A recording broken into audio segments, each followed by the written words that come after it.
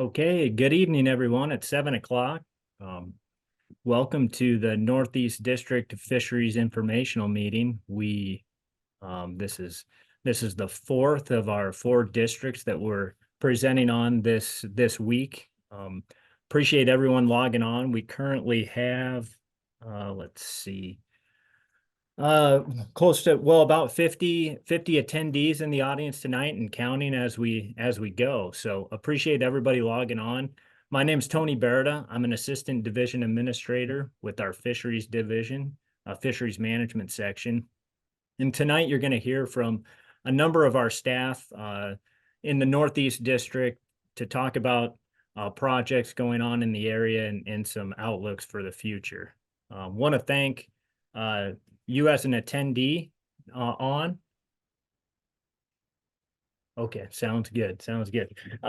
So want to thank everybody for being on here. We have a number of different staff on board from our fisheries division and other divisions within the agency.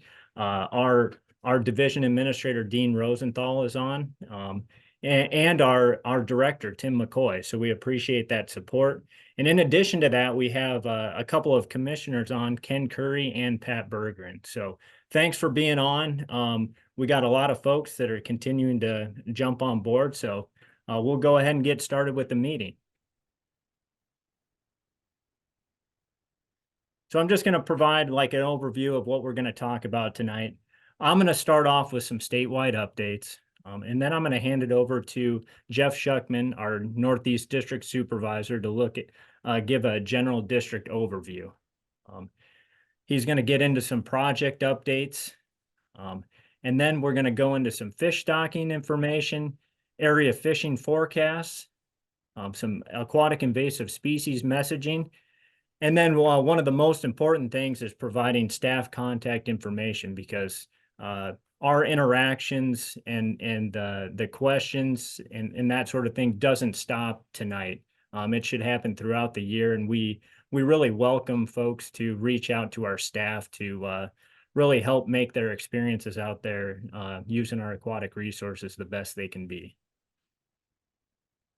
So I'll start off, like I said, with our statewide updates. We've had a number of meetings throughout the week. All of these meetings are posted on our YouTube page. So if you're interested in another district and weren't able to make that meeting, those meetings have actually already been posted by our communications division. So we'll provide some links to those videos in a follow-up email to all the attendees of this meeting. So you do have that direct link to the videos, including this one that'll be posted as well.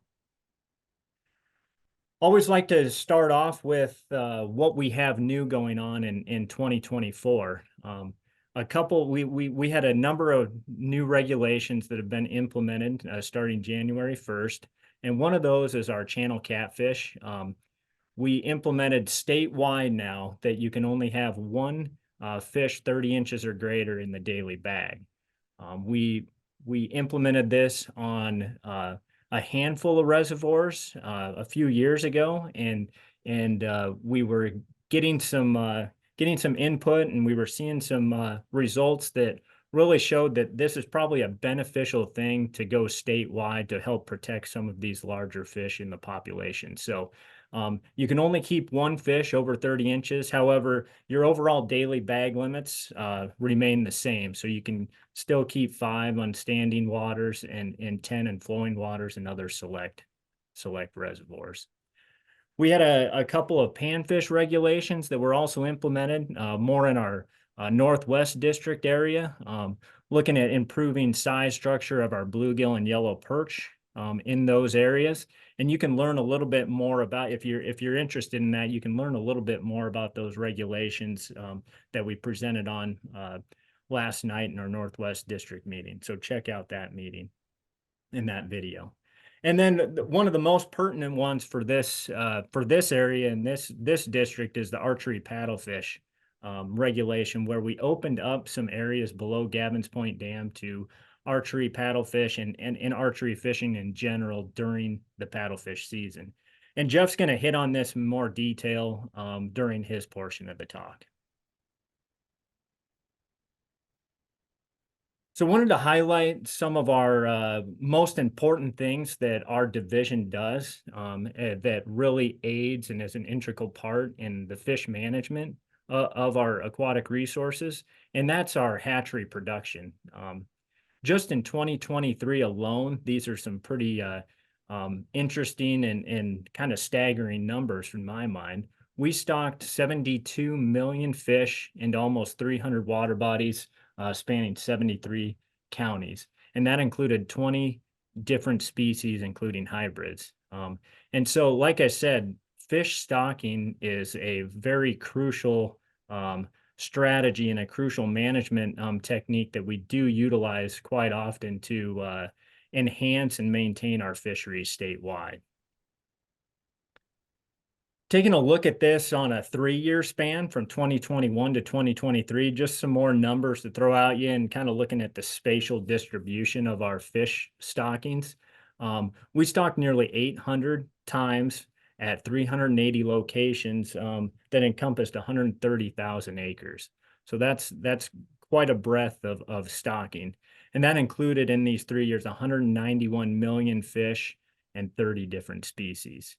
So once again, fish stocking and what our fish hatcheries do at our 5 state fish hatcheries with the personnel that they have is really, really impressive. And we owe a lot to them to actually raise these fish and get them into our water bodies for you, the angler, to catch and enjoy. Speaking of getting people out to catch and enjoy fish, one program that we really tout and that we really need help with year in and year out is our youth fishing program. Larry Pape, many of you on here online, I know him because you already are a youth fishing instructor. But if you want to get involved in ways to help the commission in a volunteer and helping aspect, this is a great way. Larry hosts multiple youth fishing instructor workshops to get certified to be a fishing instructor each spring to kind of get ready for our recreational season. We've already had one out in our western part of the state, or at least at North Platte State Fish Hatchery, but we have a couple of other opportunities coming up throughout the spring. And so if you're interested in helping out in this way, take a look at our calendar at outdoornebraska.gov or give Larry Pape a direct email, and that email is listed right there. We couldn't do many of the programs that we do without the help of these youth fishing instructors, and we're forever grateful for all their help.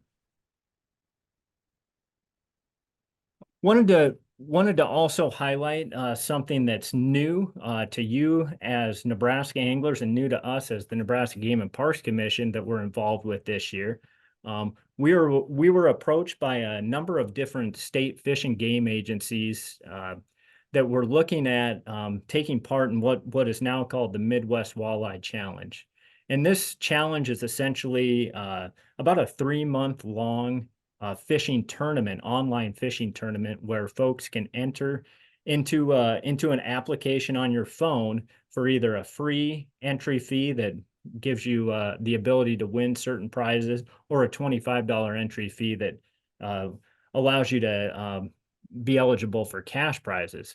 Our collaborators over at the Iowa DNR have conducted one of these tournaments each of the last couple of years, and they were showing some fairly good results or gaining traction with anglers actually logging catches into this application.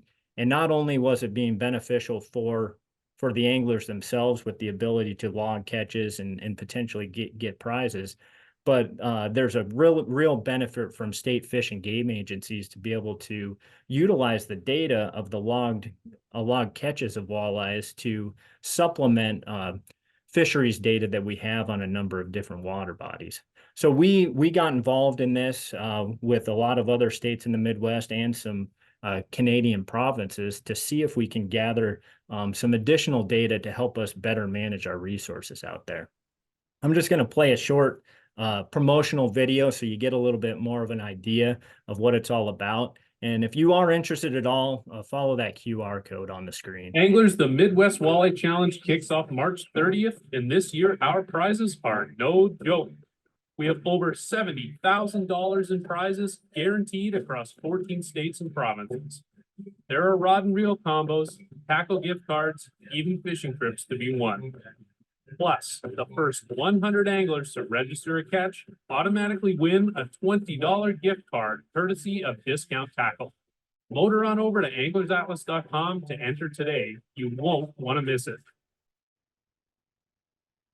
So yeah, that's a pitch to get involved with the Midwest Walleye Challenge. And like I said, this sort of thing can potentially be very beneficial to us as fisheries managers to collect additional data that we would not have the ability to do with our standard fisheries gear. One more thing, that we really like to do with these meetings and create a little bit of fun. We've typically played some type of video that gives you either a behind the scenes look at last year. We had an aquatic habitat program video that highlighted our 25-year anniversary. We've played some videos of walleye collections during our broodstock collections for the walleye spawn. And this year we have something a little bit new. We had one of our fisheries biologists in the Southeast District conduct or basically input 1 second a day videos into and once again, talking about technology, a phone application that pieces together videos. And it's really a neat thing that gives folks kind of a behind the scenes look at what we do as fisheries biologists to monitor fish populations, manage fish populations, and those resources to make those fisheries and aquatic resources better. So just going to play this 1 second a day video. Hopefully you enjoy it and you gain a little bit of idea on just the diversity of things that are done by Nebraska Game and Parks staff.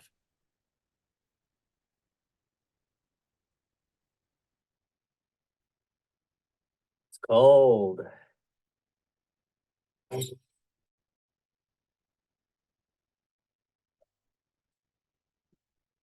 Not ideal. Doing too hot.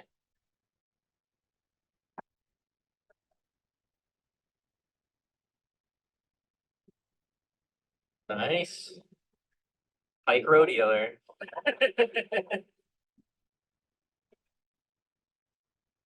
You missed.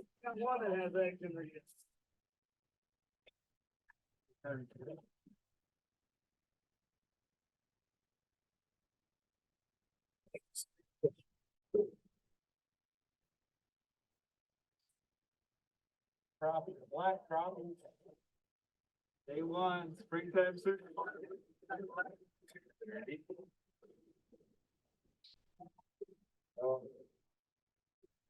Holy.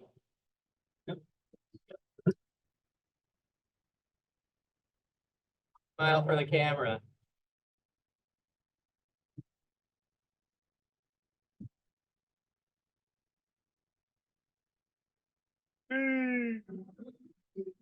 Got it underwater.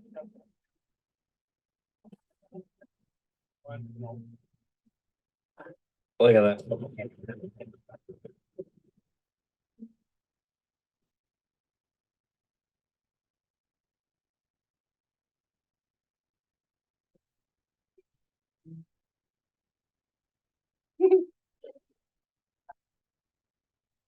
That'd have been 14.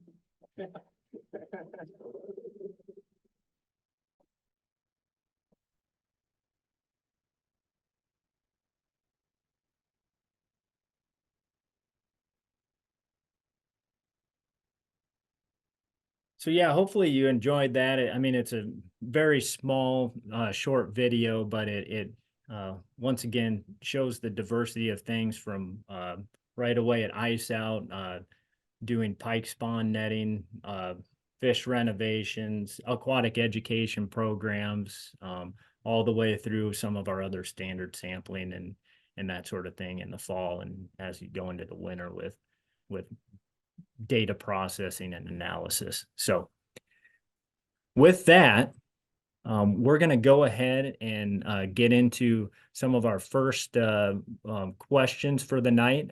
There's been a few people have already found that Q&A feature on this Zoom webinar.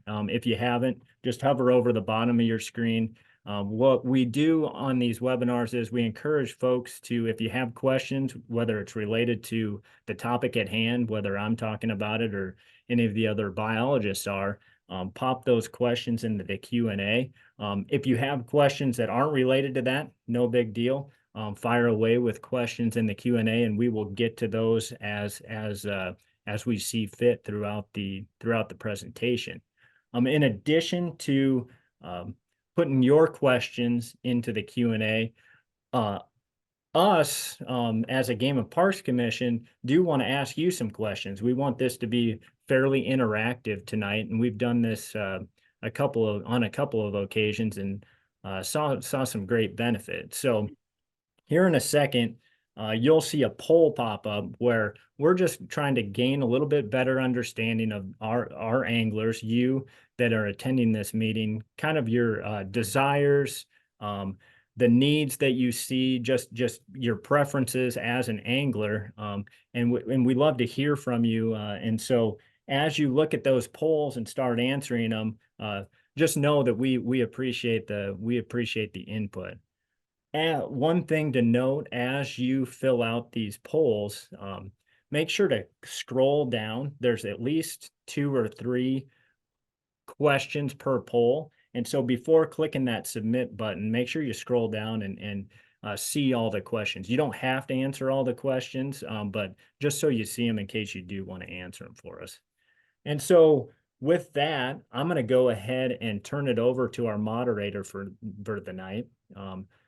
Jordan Cott, he is currently, his day job is community waters and private water specialist.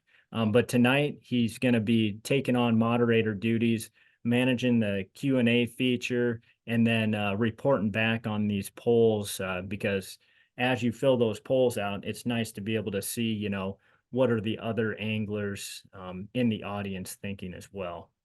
And just to note, we're close to up to 70 participants on the webinar tonight as we speak. So, Jordan. Right.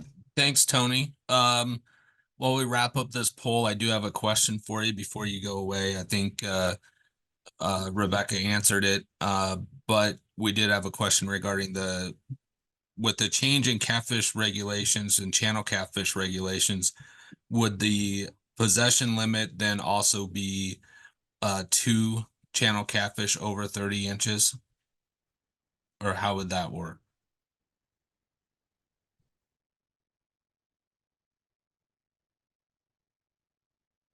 Yes, it should be 2 catfish in the 2 catfish over 30 inches in the possession as well. I was looking for my fishing guide to make sure on that.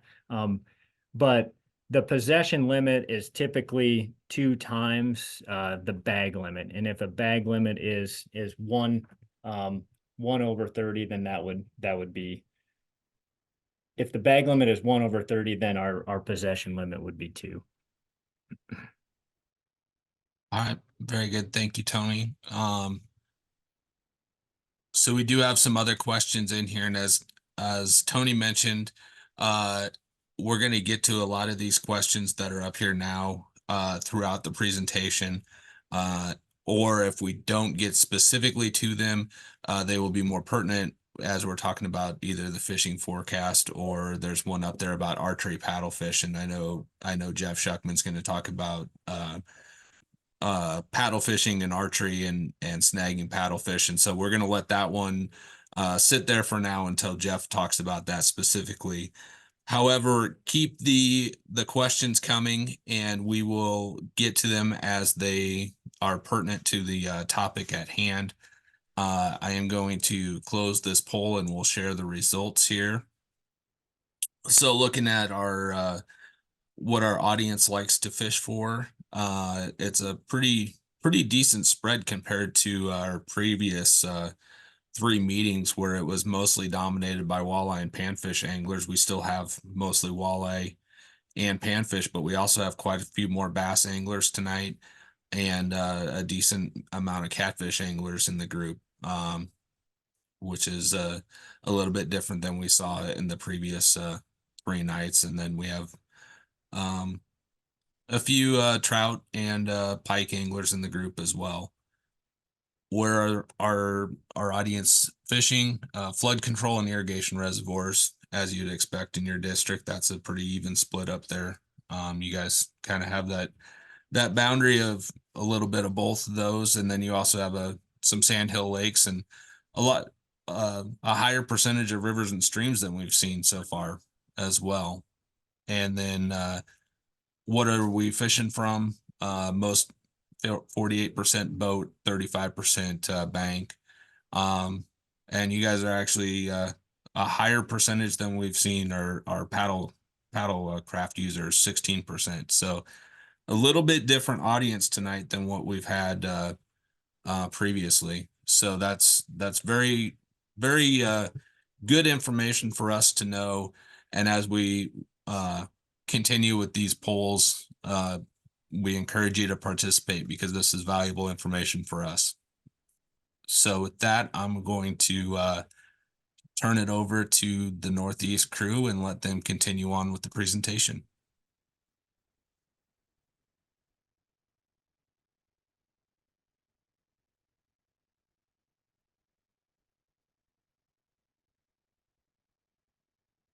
So as Jeff gets taken over here, I'm going to introduce him. Jeff Shuckman is, there he goes. He's got the presentation. Jeff Shuckman is our Northeast District Supervisor.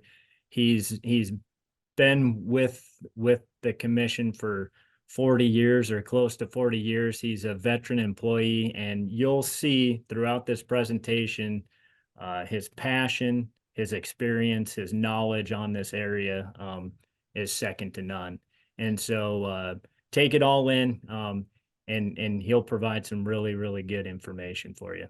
Go ahead, Jeff. Thanks, Tony. I'd like to welcome everybody to this webinar tonight. And we're going to kind of hit the high spots on some things we've been up to here in the Northeast District. Of course, we don't have time to cover it all. And I've been accused of getting kind of wordy at times, so I'm going to try to keep it somewhat short. And again, thanks for being here on this opening night of the NCAA basketball tournament, which I know a lot of people are interested in. But Northeast District, we're the northeast corner of the state. We've got 29 counties that we run around in, and diversity is the key. If you want to catch it, you can find it in this district. Everything from those flood control reservoirs that were mentioned, the irrigation reservoirs in the southwest part of the district. We've got trout streams like East Branch Verdigris Creek and Long Pine Creek, sandhill lakes in the western part of the district that have a completely different species assemblage than we see in the eastern part of the district. And the rivers and streams that I saw many people said they like to fish. We've got some catfish rivers, the Loop, the Elkhorn, the Platte, the Niobrara, which is a huge catfish river, and the Missouri that now has, where you find the large catfish like the big blues and the flatheads. So we have a diversity in this district. And there's 3 full-time management staff that are based out of Norfolk here. We do have the Bassett field office yet out in Rock County. We no longer have a fisheries management person stationed there, but there are 2 staff assistants out there and some wildlife staff and park staff. And it's still a place to go to buy permits, get information and literature about game and parks and hunting guides, fishing guides, things like that. And also within this district are 2 fish rearing facilities. First is the Calamus Hatchery, which produces a number of species that we distribute across the state. And they're up to 4 full-time staff now. They're finally up to full strength after being down to 2 people for the past year. And Dave Reiner is the hatchery superintendent there. And we have the Grove Trout Rearing Station, which just finished up their version of March Madness, and there's still some stocking going on. That's with that big spring stocking blitz that Rebecca's going to talk about a little bit later. And we've got 3 full-time staff there, and Joe Cassidy is the hatchery superintendent there.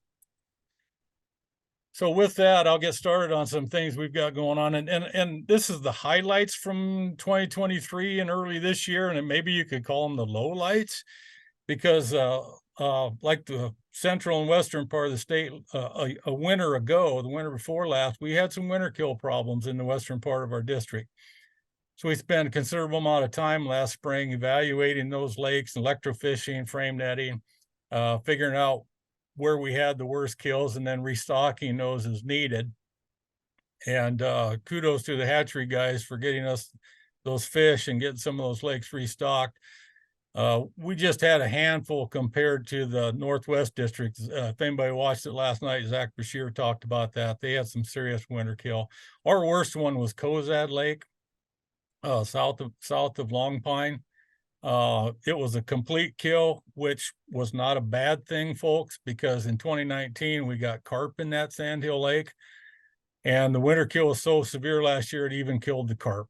So we completely restocked it with bass, bluegill, yellow perch, and we're probably a year away yet from having good fishing out there, but at least the carp are out of the system right now.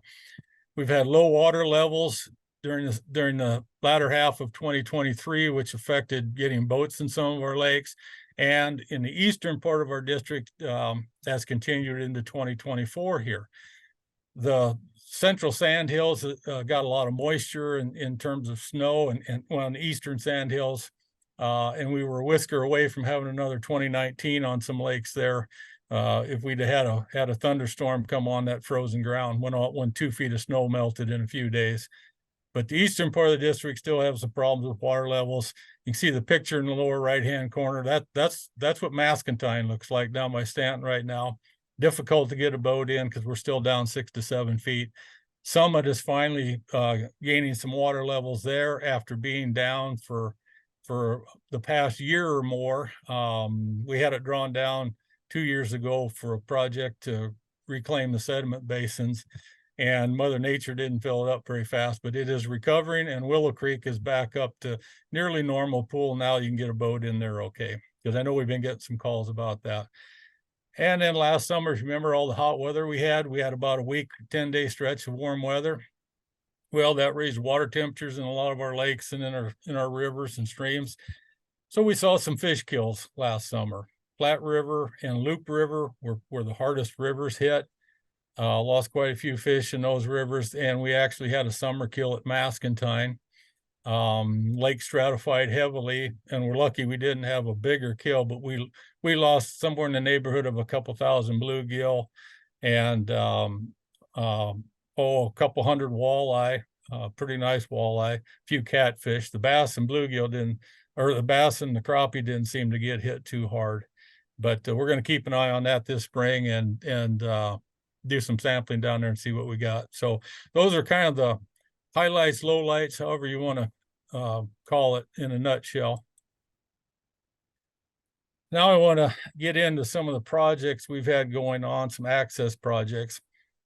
A year ago at this information meeting, we talked about plans for Willow Lake, southwest of Ainsworth, and putting in a new boat ramp. That got completed last spring. We now have a nice, what we call an ACM, articulated concrete mat boat ramp. And I hope you can see my pointer here. I'm pointing it out. We've got a better slope to it. We rebuilt the bank out, got a better slope to it. So even people with bunk trailers can put in a boat all right. It's ADA accessible. The restroom is now fully ADA accessible. We shaped and rocked some of the bank east of the boat ramp. Near the boat ramp, we used field stone rather than the quartz, so that if you wanted to pull up a boat there, you could, if you wanted to beach boat without beating your boat up too bad.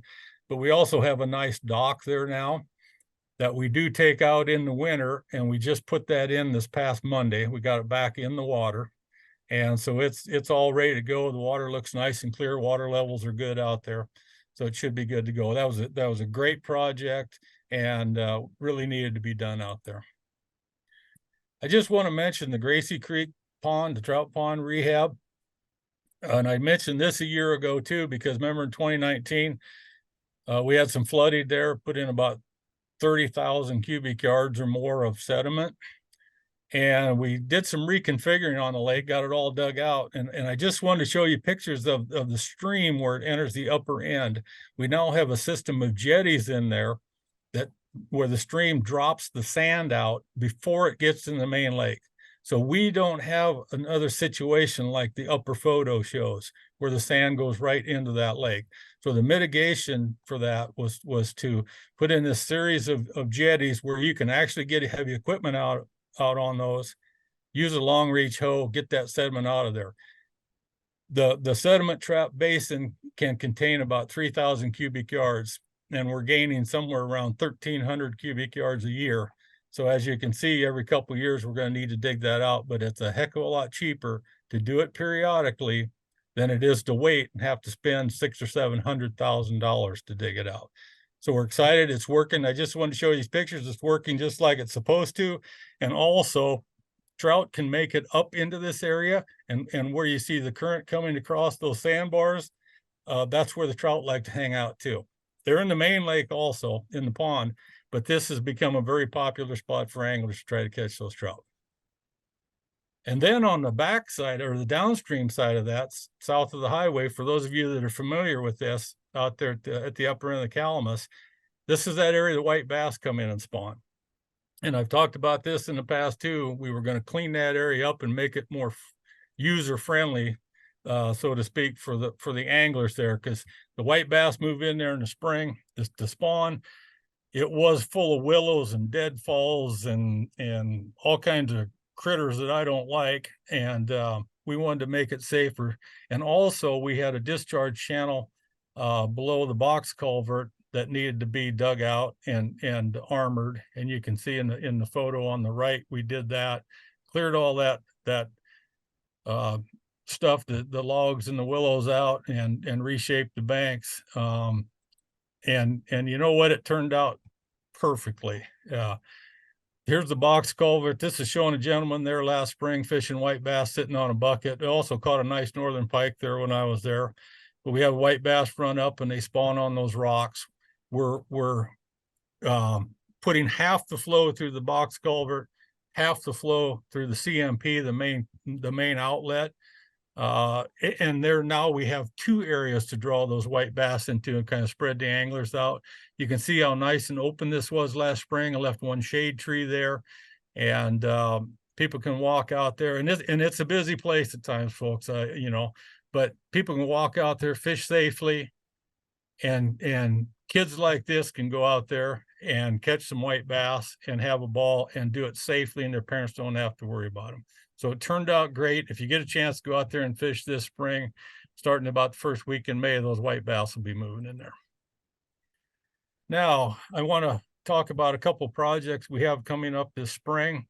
One of them is at Grove Lake. We're doing an access project there. We're working on both boat ramps and putting in a floating fishing pier. And it may impact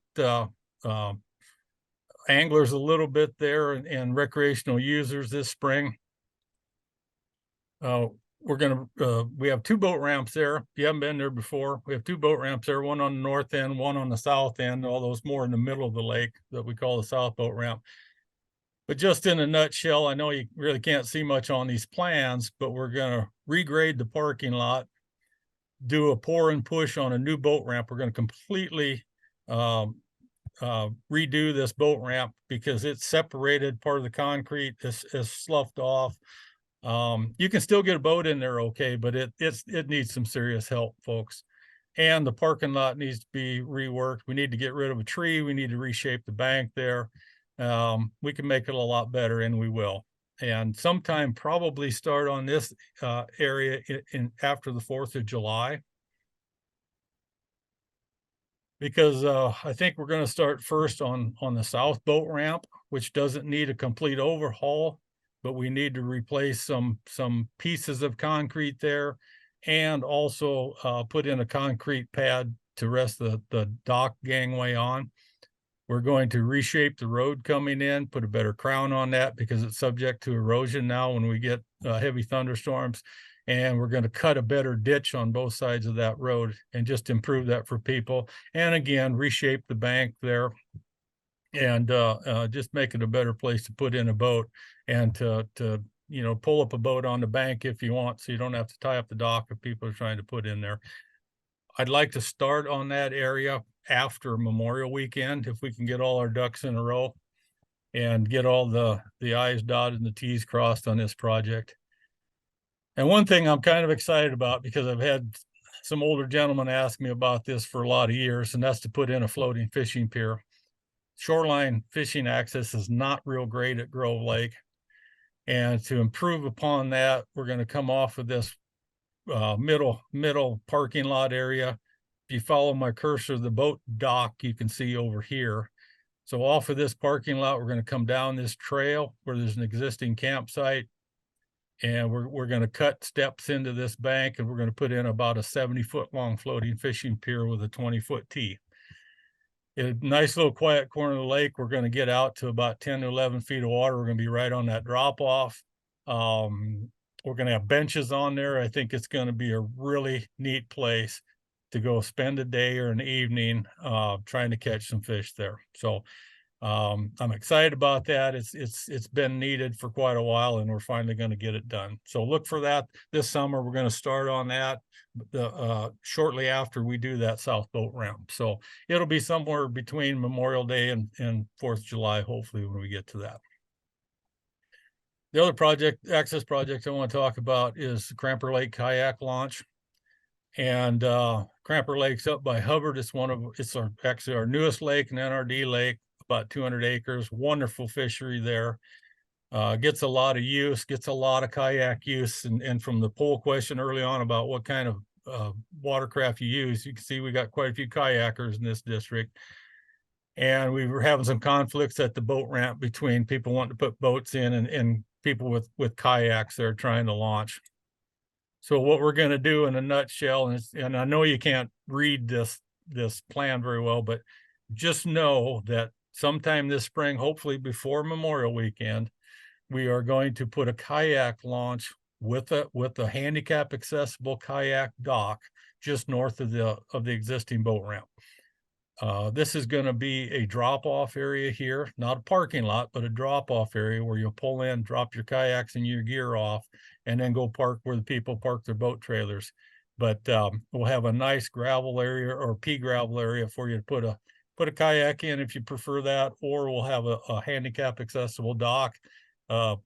Somebody, getting up to my age, getting in and out of my kayak is not as easy as it used to be. My knees don't want to work sometimes like they should. So we'll have a dock there that we can use also. So we're excited about that too. So look for that improvement. As we see more and more kayaks out there on the water, we want to reduce the conflicts between boaters and kayakers. And we did the same thing at Summit with that project down there. We put in a kayak launch near the south boat ramp. So look for that. Now, we had a couple questions about paddlefish earlier. And I want to give you an update on this, and thanks to Kirk Stephenson for providing this information. He's our Missouri River Program Manager, and he's the keeper of the data. And this is kind of a 30,000-foot level, as some people say, just a flyby on some of the data. But it is harder to draw an archery paddlefish permit than it is a snagging permit. Even though we won't give out fewer archery permits, the demand is high enough that it's overall 20% chance of drawing a permit. But if you look a little bit closer at the archery stuff, and this is hot off the press, folks, they did the draw 2 days ago, the 2024 draw. Everybody with 2 preference points drew. If you had 1 preference point, you had a 22.5% chance to draw. So, you're in the drawing with 1 preference point, you have a chance to draw. If you had 0 points first time putting in, or drew in the past first year back putting in, you weren't in the drawing. I'm sorry to tell you that, because it takes at least 1 point now to get in the drawing. And there's reasons for that, and I'll hit on that a little bit more. Paddlefish is a little bit easier to draw. Of course, we give out more permits, 1,600 permits for Nebraska, and there's over 3,000 people apply, but it's a little easier. And our application period is in July, first part of July for the snagging permit. So this is the 2023 data. We were able to dig into that, and everybody with 1 preference point drew. So if you had at least 1 preference point or more, you're successful. if you had no points, first time in or first year back in after drawing one, you still had an opportunity to draw. 14% of those people drew. So you're in the drawing anyway. So, but with 1 point, you were guaranteed. So what that means is if you don't intend or don't want to go snagging, say this year, then don't put in for the draw, because you might draw, even though you don't want to. Put in and get a preference point. You can buy a preference point now for both snagging and archery. So that would be the way to go. If you don't want to go snagging this year, but want to get a preference point and say, I want to go next year, then buy a preference point. If you put in a draw, you might draw and you may not want to. So hopefully that answers some of the questions on that. Archery, and I'm back up just a minute. Tony alluded to the fact that we opened up some areas in the tailwaters for the archers. This is what it's going to look like. The old closed zone for archery was from the east end of the south concrete wall in the discharge channel to the east end of the north fishing wall. That area was all closed. We have now opened that up to archers during the archery paddlefish season. And it's not just those with an archery paddlefish tag, it's all archers, because we were getting people wanting to be able to shoot big head carp up here in the month of June, which is a prime month to do that. So we open that back up. So the only closed area for paddlefish is the same for both archery and snagging now. It's basically the discharge channel from the east end of that south wall to the east end of the wall by the chalk point. This area is closed for both archery and snagging for paddlefish. So the tailwaters, or the stilling basin, excuse me, has now been opened up for archers. So hope you guys take advantage of that. We feel it won't make any difference in the harvest because the harvest is high anyway. So keep that in mind. That takes effect this year. Now, all the data that I'm going to show is what Kirk put together based on these report cards that we give out to people with their snagging and archery permits. And that's why it's so important to turn these back in, because that gives us the data we need to manage this population. So for the archery season, very quickly, this is a flyby on this. Archery paddlefish success was about 87% this year. In 2016, we moved the season from a July opener to the month of June. And you can see the harvest has been higher since then. Also, the other thing that happened was the appearance of zebra mussels in 2014. The zebra mussels have expanded exponentially up there in Lewis and Clark Lake and the river. And as a result of that, the water is cleared up because they are a filtering organism and they're filtering the phytoplankton out. And so now with clear water, the chances of getting a paddlefish is increased because you can see them better. You put on your Polaroid, you gain a little elevation in your boat, and you're going to find paddlefish feeding there in June, and you're going to be able to take them. And sometimes, your hunt for paddlefish might be fairly short. And that's what we have gotten a couple of complaints on that it's almost too easy. But trust me, I've been shooting paddlefish with a bow since I was 14. Much rather have the clear water than the dirty water that we used to have. So as far as the size of the fish that are harvested, you'll see that a lot of fish taken are in the slot, which snaggers cannot take, but archers, there's no way to catch and release for the archery season. And if you're opportunistic, there's a lot of slot fish out there. That's what you're going to get. There's a few over the slot that are taken, a few of the big guys, and a few of the smaller ones, which I think are really good eating fish. So good season for the archers. When to go during the archery season? I would avoid that opening weekend unless you like crowds. Go during the week if you can. Go later in the season. You see the success is about the same late in the season as is early in the season. So it really doesn't make any difference that way. Most of the people are fishing in the tailwaters in June with their bow. Few of them are going down the river. There's fish down there. But most people, and we got a lot of new archers, they go in the tailwaters because it's simply easier and the fish are more concentrated. Now on to the snagging season, which might be kind of a sore subject for some people because last year was not particularly good for snaggers. This is a picture from opening day, October 1st of 2023, and you can see all the boats concentrated in here. I think I counted 44 boats, and I counted nearly 100 bank people on either side, on both sides, each side. The reason they were concentrated is the gates were open. We have no control over the Corps of Engineers and whether they have the gates open or not. So with the gates open, boaters are not allowed to go above the sign here. There's a line from sign to sign where they can't go above. That is non-negotiable with the Corps of Engineers when the gates are open. We've been through that. We got it moved up as far as we could, and it is what it is for now. So consequently, because the gates were open, we had a pretty low harvest of paddlefish last year by snagging. And you can see the mean over all these years, we were well below that. And everybody's wanting to know where the paddlefish were. We believe they were there. They were up by the gates where you couldn't get to them. The way the gates were configured, they had those center couple gates open, only pouring about 1 to 2,000 CFS because they were working on the power plant, and the paddlefish and a lot of big head carp were up there in that eddy current, and people couldn't get to them. The ones they did harvest were primarily below the slot, which is somewhat normal. You see some years where they catch some nicer fish. That's usually during the high water years. And when to go during snagging, it's the pressure is more evenly distributed in snagging. It does decrease as the month goes along. But if you go during the week, the second half of the season, you're going to run into less people. And if you look from the cards that were returned, if you look at the harvest towards the end of the season, if you were lucky enough to have some days off at that time, the Corps of Engineers closed the gates with about 5 days left in the season. And the success went up. It's unfortunate that they couldn't have been closed throughout the season, but that made a difference. And those fish showed up again and distributed in the tailwaters, and people were able to get into them and harvest them. So that is and then again, just like archery, most people are fishing in the tailwaters. More people did go downriver last year in search of paddlefish. They were successful down there. There's fish down the river. There's also a ton of Asian carp down the river that they have to contend with. But that's the snag season in a nutshell. Okay. And I think that brings us up to about the next break.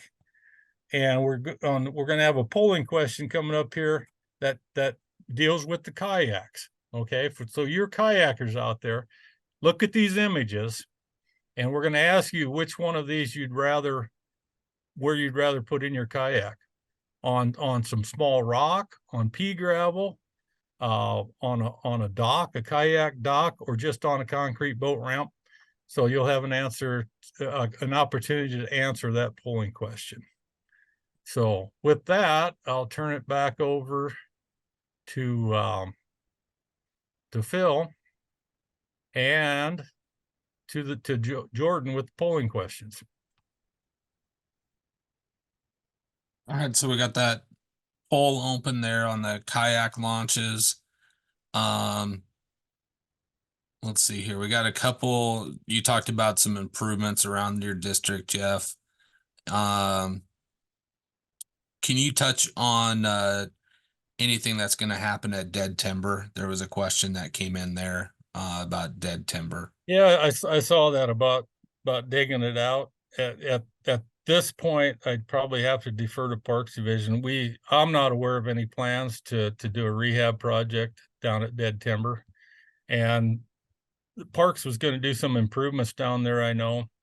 But the problem with going into a full scale, say a rehab and digging it out, is that it does flood, and we get some pretty severe floods on the Elkhorn River, and then it just deposits sediment right back in there again. So it's not a long-term thing. It can be a very short-term thing. But at this time, we don't have any plans to do any reclamation down there on the lake. Sure. One other question about I guess red cedar's not in your district, is it? That's in southeast. No. We'll find out about red cedar, and we'll touch back on that.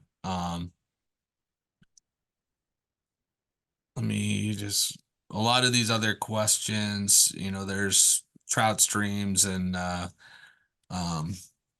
guess I don't know if Phil's going to touch on chalk rock and bass size in there. Yeah, I'll leave that up to Phil. I can touch on some trout streams a little bit. Of course, we got the East Bench verdigris that we stock 200 catchable trout a week, 10 inchers. It's a good place to go catch some trout. We got Long Pine Creek, which has reproducing browns and rainbows. We do supplement that with some rainbows before the major holidays, Memorial Day, 4th of July, Labor Day, on the SRA and WMA, either side of Highway 20 there. We are looking at some ways. I just had Rebecca look at some long-term data sets there from Long Pine Creek. Not much has changed over the decades, as you can imagine. The percentage of trout 9 inches and above hasn't changed a whole lot. And in order to affect any changes, particularly in browns, it looks like we're going to probably have to do a removal project. So we're kicking that around, trying to figure out how we're going to evaluate that. So that'll be the next thing coming out there on Long Pine Creek anyway. So hopefully that answers a few questions. All right. Yep, very good. We'll keep moving on here. I'll share the poll. So referring to the kayak launch type, 36% prefer the pea gravel base, followed by 12% with the primitive. They don't need a designated area. And then the larger river rock. Surprisingly, nobody selected an ADA dock launch, which is, I guess I'm kind of surprised by that. I don't know if anybody else is, that because we spent a lot of time figuring out how to install those ADA launches and fit them in the right spots. So that kind of is surprising to me. And then a fair number in the audience don't use paddlecraft at all. But are the ones that do like those pea gravel base ones. And then do these additions help alleviate congestion at boat ramps? And overwhelmingly our audience feel they do. So that's some good support there to continue installing these and working on these types of projects.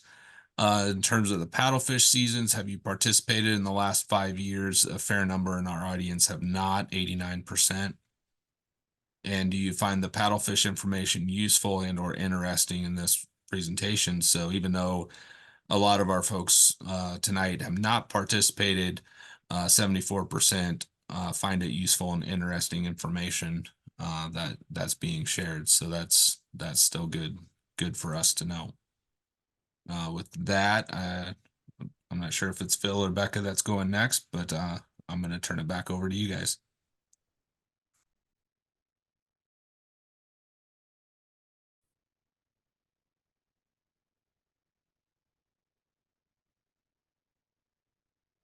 Beck will be up next. She's should be on shortly here.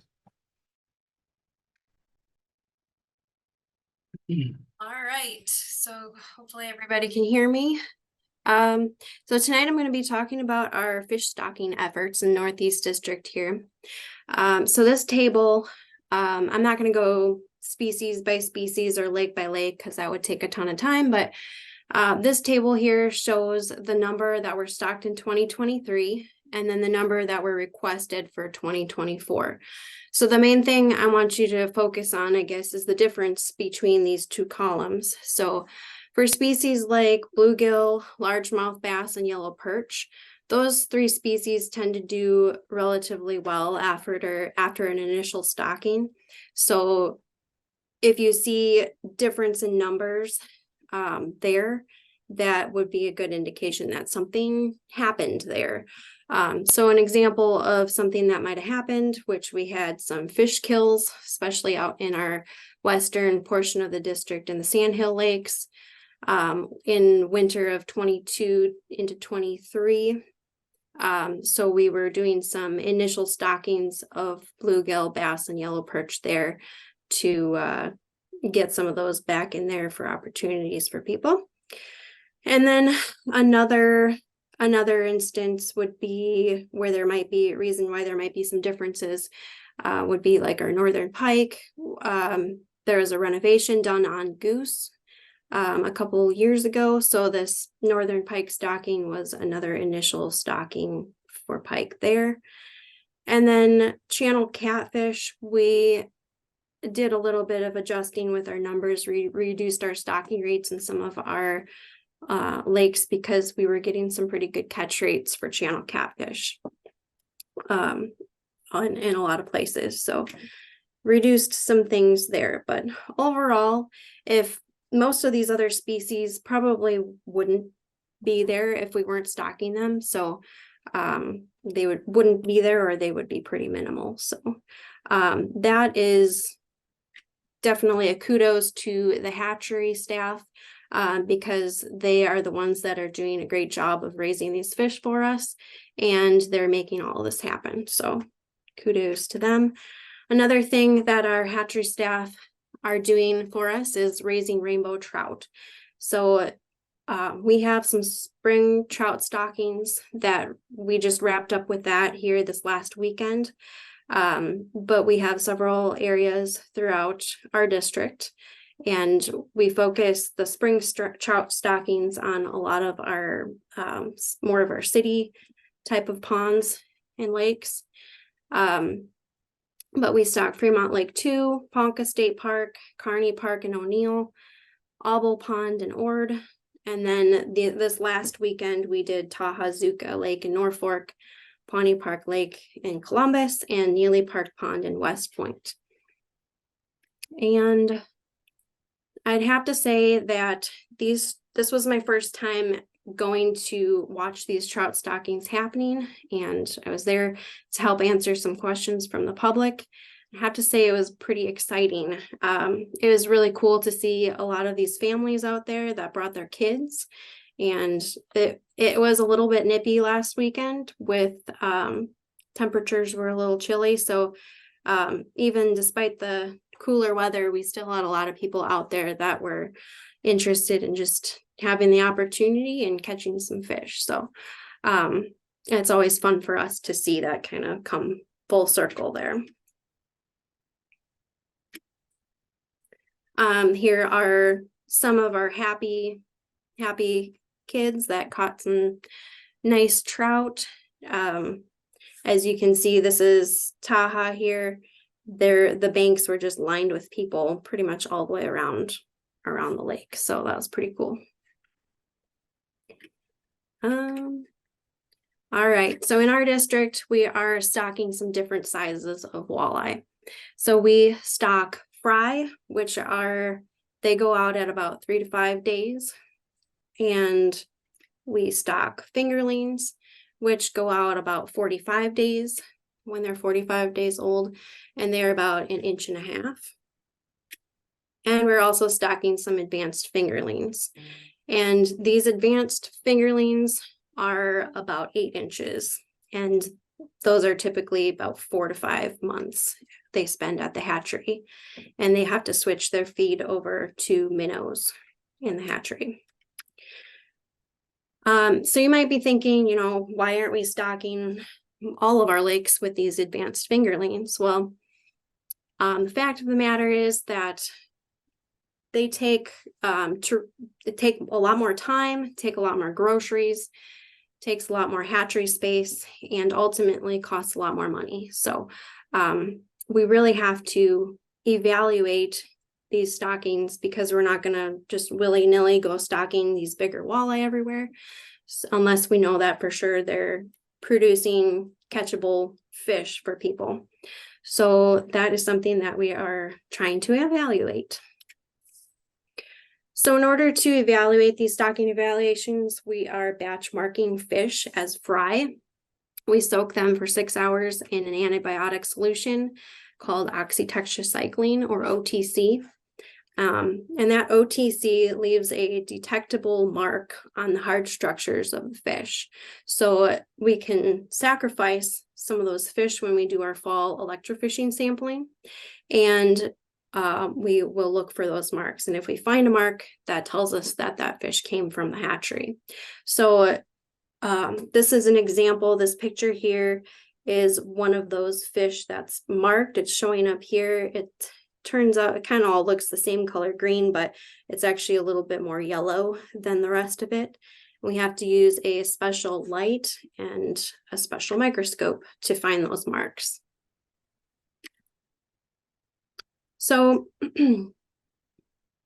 at Davis Creek and Calamus, we are using these marked walleyes to determine whether fry or fingerling stockings are more beneficial.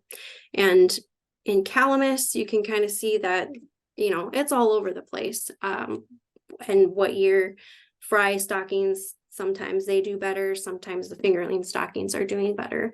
But in 2020, due to the situation of everybody was having issues at that time in 2020, but fingerling stockings were the only thing that the hatchery could provide for us at that time at Davis Creek and Calamus. So that kind of gave us an opportunity to look at what there might be happening out there for natural recruitment. So what we found in 2020 was that, especially at Calamus, 100% of the fish that were checked for marks came from the hatchery. So what that means is that there's no natural reproduction happening there, at least in that year. And Davis Creek was less than 10%, so also very minimal natural recruitment happening. So we're going to continue to maintain these stockings, alternating the fry and the fingerlings, so that we can maintain some consistent year classes for people and hopefully provide some consistent fishing for years to come. So because obviously without those stockings, there wouldn't be a whole lot happening there. We're also doing some advanced walleye fingerling stockings, and we are doing those in Skyview, Summit, Cramper, and Maple Creek. We have evaluated these, and we've stocked some of these advanced fingerlings in some other lakes throughout the district, but we weren't really seeing the catch rates that we were hoping to see with these more expensive fingerlings. So we decided to stop those stockings from happening at those other lakes since they were not working as well. And then using those same marked fish from the hatchery, they're marked as fry, in Lewis and Clark, we can use look at those fish for marks from our fall electrofishing, and we are using them to determine how much the stocked fish are contributing to the fishery. And this is a combined effort between Game and Parks Commission and South Dakota Game, Fish and Parks. And the last 3 years, there was some pretty good natural recruitment happening. And those so happen to also be low water years. And so with the predicted snow melt for 2024 and these good natural reproduction numbers that we've been seeing the last 4 years, we decided, along with South Dakota, to cease all stockings for 2024 for walleye. But if we do decide to do these stockings in the future, we will mark them and so that we can assess their contribution again. And keeping in line with what we're discussing on Lewis and Clark, there is a PhD student he is based out of Lincoln, out of UNL, and he is funded through South Dakota Game, Fish and Parks. And he is doing a walleye and sauger movement study on Lewis and Clark, and all the way up from Fort Randall Dam down to Gavin's Point Dam. And what Will is doing is putting these sonic tags in their bellies, and then putting them in, doing a surgery, and then he puts jog tags on them and then releases them back into the water. And then all the way from Fort Randall Dam down to Gavin's Point, these little icons here represent receivers that he has out, and the mile markers where they are. And every time a fish swims past one of those receivers, it sends off a ping, and that tells you where the fish are moving. So we're trying to, from these movement studies, get a little bit more insight into entrainment that might be happening, where these fish are moving, where they might be reproducing, where they're spending the majority of their time, trying to get a little bit more insight there. And just, if you do happen to catch one of these walleye or sauger with a tag in them, with a jaw tag, and you plan to harvest that fish, please let us know, because some of those sonic tags that are in their bellies, they might still be viable, and we could still get some longevity out of those tags. So that is all I have as far as fish stocking. So.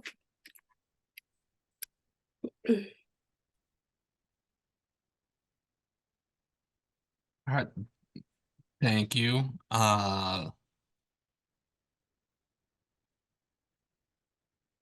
So we got a question here about natural reproduction of the walleye, and do you think it's this is kind of a loaded question, but do you think it's because of habitat and or other factors? Just kind of, what are some of your thoughts on that, and can the stocking program be used to help offset some of that? Where are they talking, Jordan? What? It doesn't specifically say. Okay. Maybe Matt, if you want to chime back in and tell us specifically which water body you're talking about. Yeah, because most of our lakes, you know, particularly our smaller flood control lakes, we really don't have much natural reproduction in there. So we maintain, as Rebecca said, we maintain those stockings with either fry, a fingerling, or an advanced fish, depending on what our evaluations show has worked the best in those. And you know, Davis Creek and Calamus, same way. What we learned in 2020 was that there's little to no natural reproduction recruitment in those two lakes. They basically are stocked lakes. He was referring to Calamus. And Calamus and Davis Creek both. Yeah. Lewis and Clark, on the other hand, is the one system and lake where we get good reproduction. When you're looking at, and Rebecca had those graphs up of our young deer catch, electrofishing catch rate in the fall, and we've got a long-term data set. When you start getting 80 fish per hour or more, that's a lot of young deer walleye. And there was one year we hit 300. And we've got good natural recruitment up there. We've been trying to supplement that with some stocking. Phil's going to talk a little bit about Lewis and Clark. There's some other things going on there. And Will Radigan's study just validated what we've known for a long time that Phil can talk about. And that's with that flows and the number of sauger and walleye in Lewis and Clark Lake. Those two are tied together, and that that comes down to flow basically, and we don't control that. But Phil will talk about that in a little bit. So here's kind of the second part. I misread it. I thought he was referring to Calamus Hatchery, but he was referring to the reservoir. Can anything be added to Calamus or Davis Creek in terms of habitat, spawning habitat, or young a year life habitat to help offset some of that mortality and increase survival? I know that's speaking more loaded questions, but yeah, there's that, you know, that gets into a whole different set of things. You know, whether putting in some rock bars, gravel bars, I would say at the Calamus, probably not, because anything we put in is not going to last very long because of the shifting sand out there.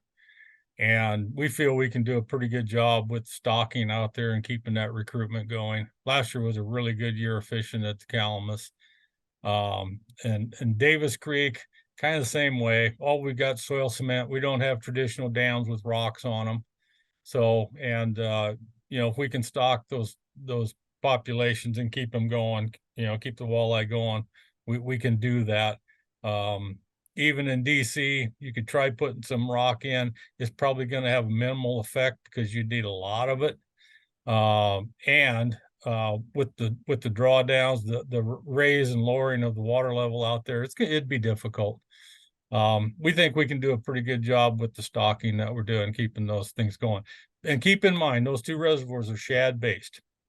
Everything is dependent on that forage. And I don't want to steal some of Phil's thunder, but just remember, on those two reservoirs, everything is based on the shad production for the year, and that includes the survival and growth on your young of the year walleye, and how they're going to recruit down the road. So without going into any more detail, if you want to give me a call, we can discuss that farther. That'd be wonderful. Yeah, very, very, very good point there that Jeff, Phil, and Becca are always open to discussion on any topics, whether they're covered tonight or not. One pertinent topic here is the radio tag sensors that are on the Missouri River as part of Will Radigan's study. Are there any below Gavin's Point Dam? Yes.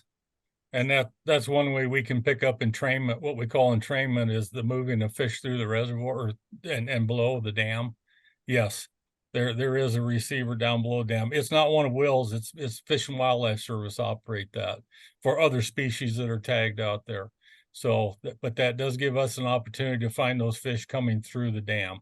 And Will's also looking at entrainment of larval fish, and there is a ton of larval fish come through Gavin's Point Dam, depending on the flows put out by the Corps of Engineers. All right.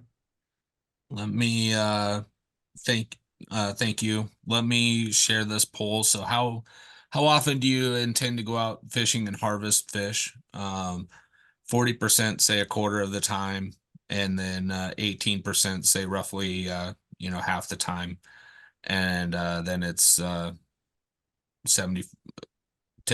about 75, 10% up to 100, and then we have the 12% as the Shuckmans of the world always. We'll look at the species groups that are primarily intended here. Panfish and walleye are king. Catfish are right up in there. So even though we have a fair amount of bass anglers in there, not too many bass anglers want to harvest the bass. Not too surprising there. Do you hire a guide to go fishing, or did you hire a guide last year? 96% did not. And do you own a live imaging sonar? 78% did not. That's right in line with the previous meetings that we've held this week. And there is a question in the queue about live imaging sonar and paddlefish. We'll get back to that here towards the end. And what do you think live imaging sonar is more effective for? Open water fishing, ice fishing, or if it's the same? So 24% think open water, 17 is ice fishing, and 60% say it's the same effective for both types of fishing. So appreciate that input. Keep the questions coming, and we'll let Phil take over.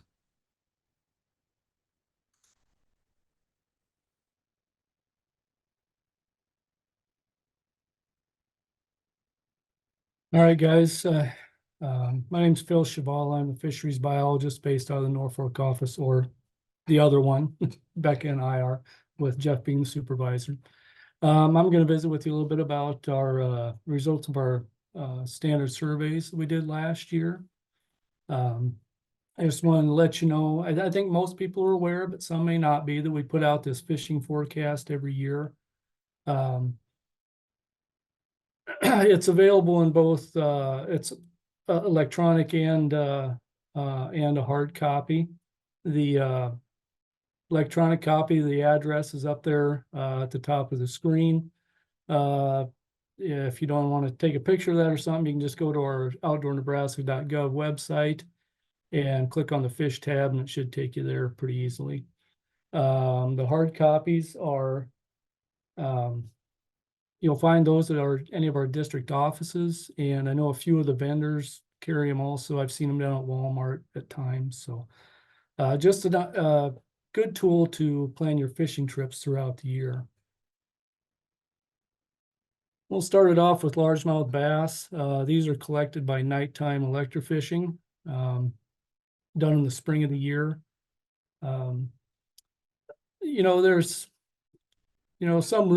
some issues out there. Some people, they look at these forecasts from year to year, and Cramper is a good example.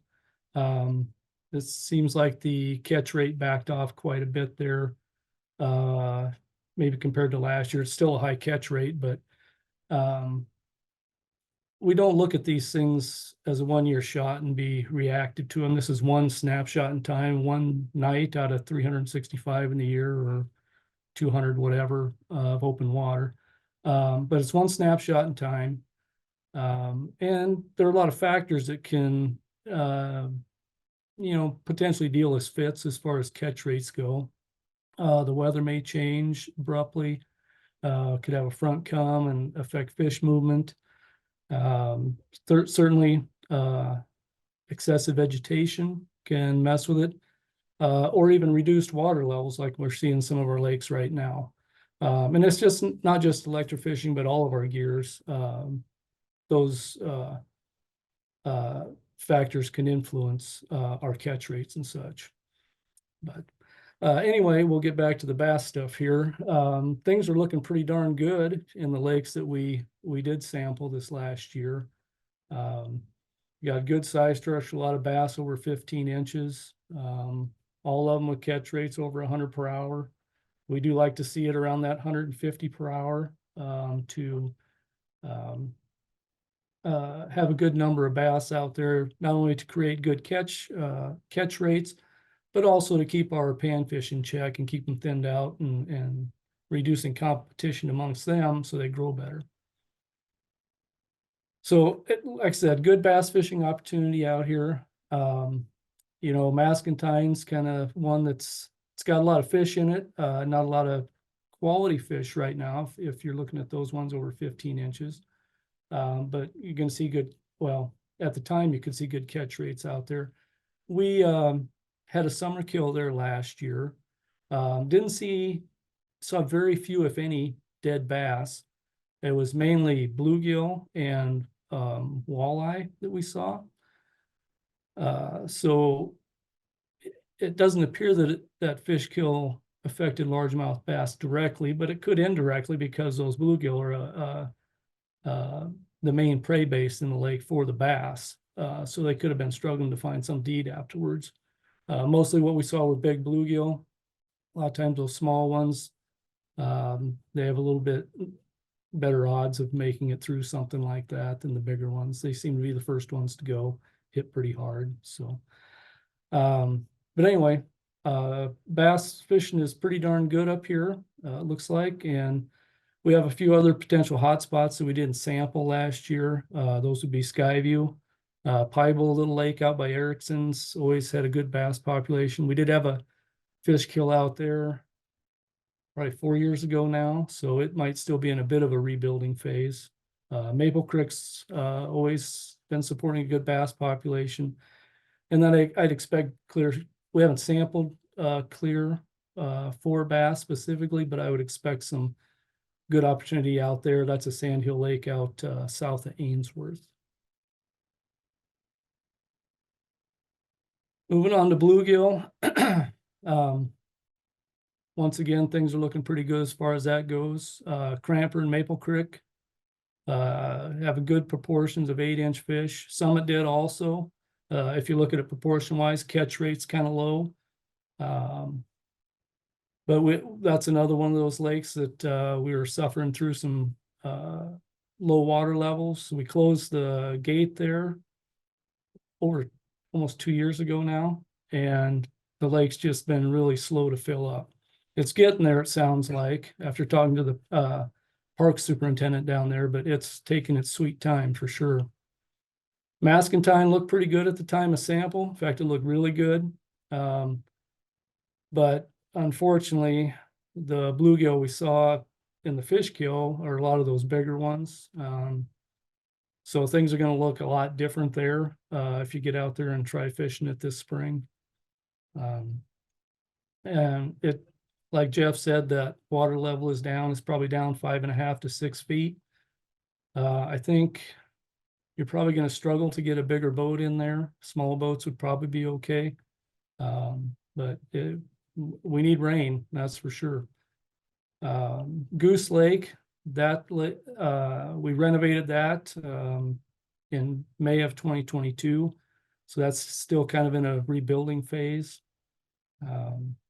But fish are growing fast. Those bigger fish out there we stocked adult bluegill in there. Since it was a spring renovation, we didn't have fish from the hatchery available at the time, or we weren't going to have them available shortly thereafter. So we wanted to get things going. Everything else in there was restocked as fingerlings. Other than pike, they went in as advanced fingerlings, about 6 to 8 inches. A lot of these green bars you're seeing on these, even though there aren't a lot of 8 inchers, there are a lot of fish in most of those lakes approaching that 8-inch mark. A lot of them in that 7 to 8 inch range. Powder Creek, that's the one, low light, I guess, of this graph. We did a drawdown there in 2019, hoping to crowd predators and prey and thin those bluegill out a little bit. I think what it comes down to is it's always had a low density bass population. We did stock some bigger bass in there ahead of that drawdown, but it probably just wasn't enough. And we haven't really changed things on the bluegill end of things. We haven't been back in there to address the bass. Well, we got in there the next year, and we had a bump in catch on them.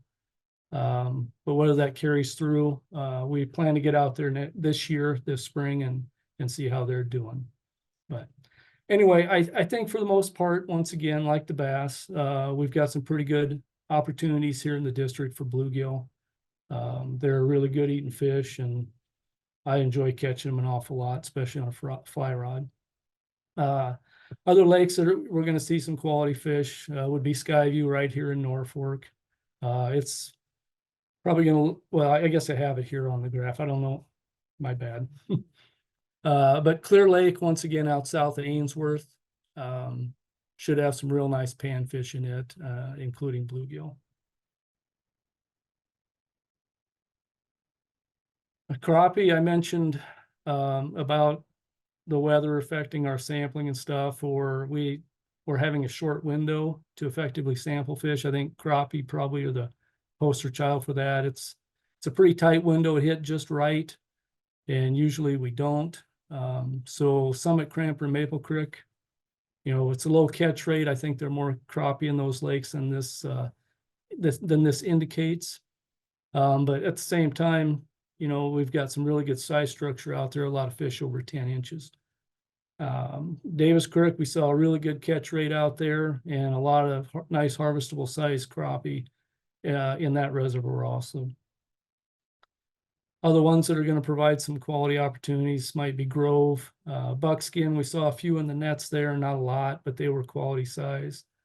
Willow Creek, over the years, it's,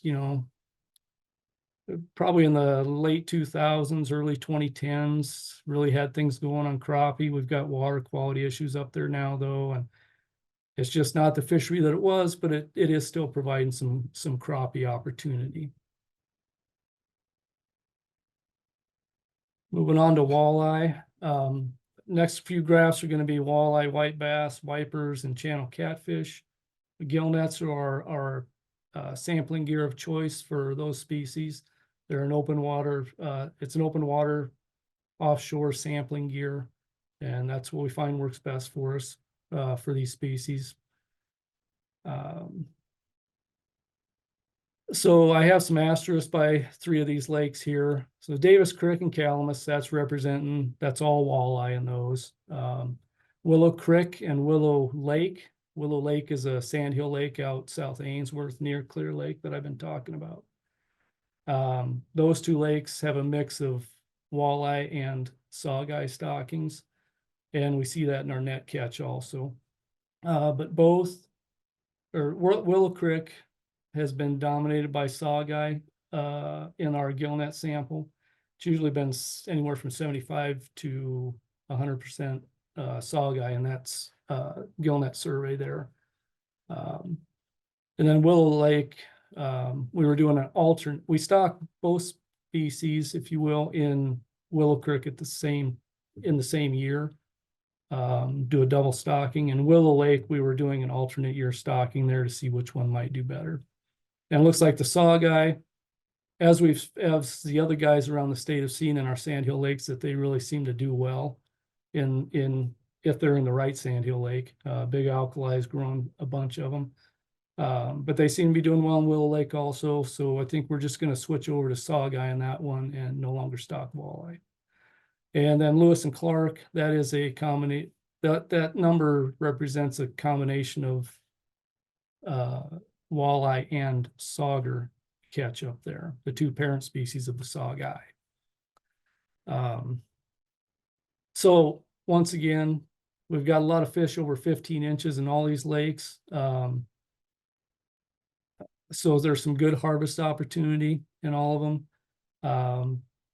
Lewis and Clark, there was quite a bit of fall fishing pressure going on after our survey, and a lot of harvest going on, so things could look different come spring there.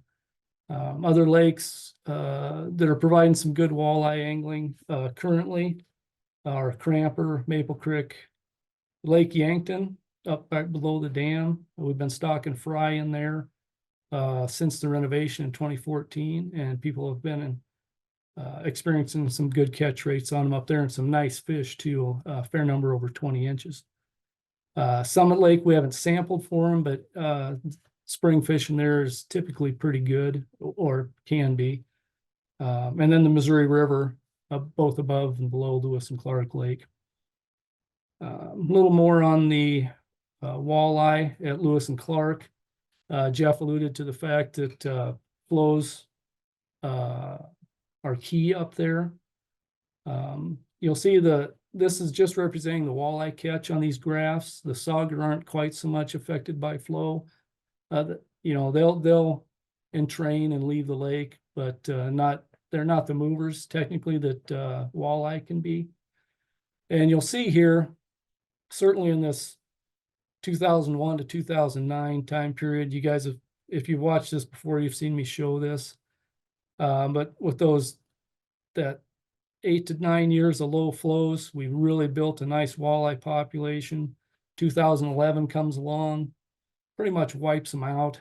And then we've had flows bouncing around since then. Nothing consistent from year to year. And then 2019 we peaked again, but not only are low flows important, but it's consecutive years of low flows.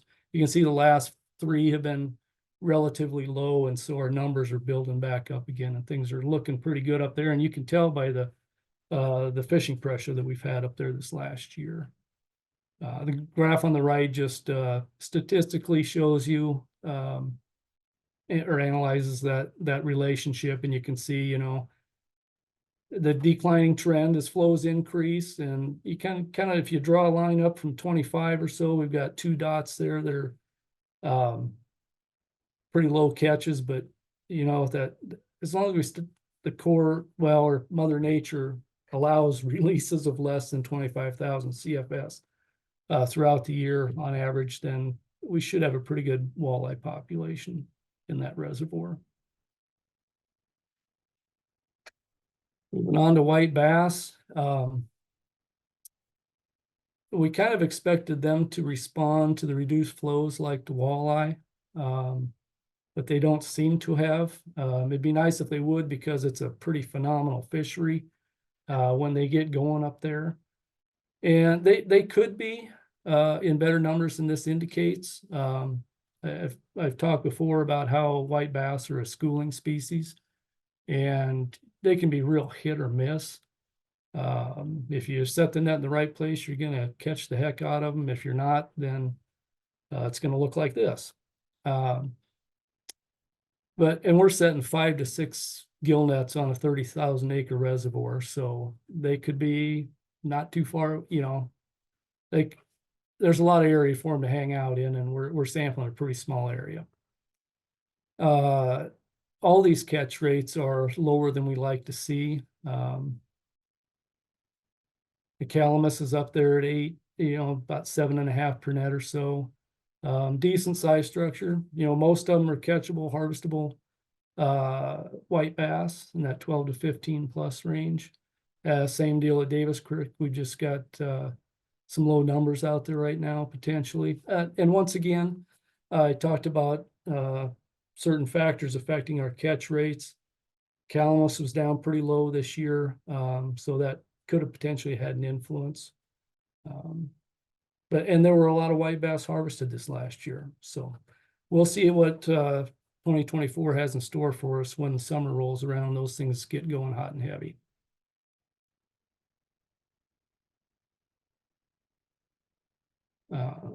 Moving on to wipers. Good numbers of them, good size structure in both Davis Creek and Calamus.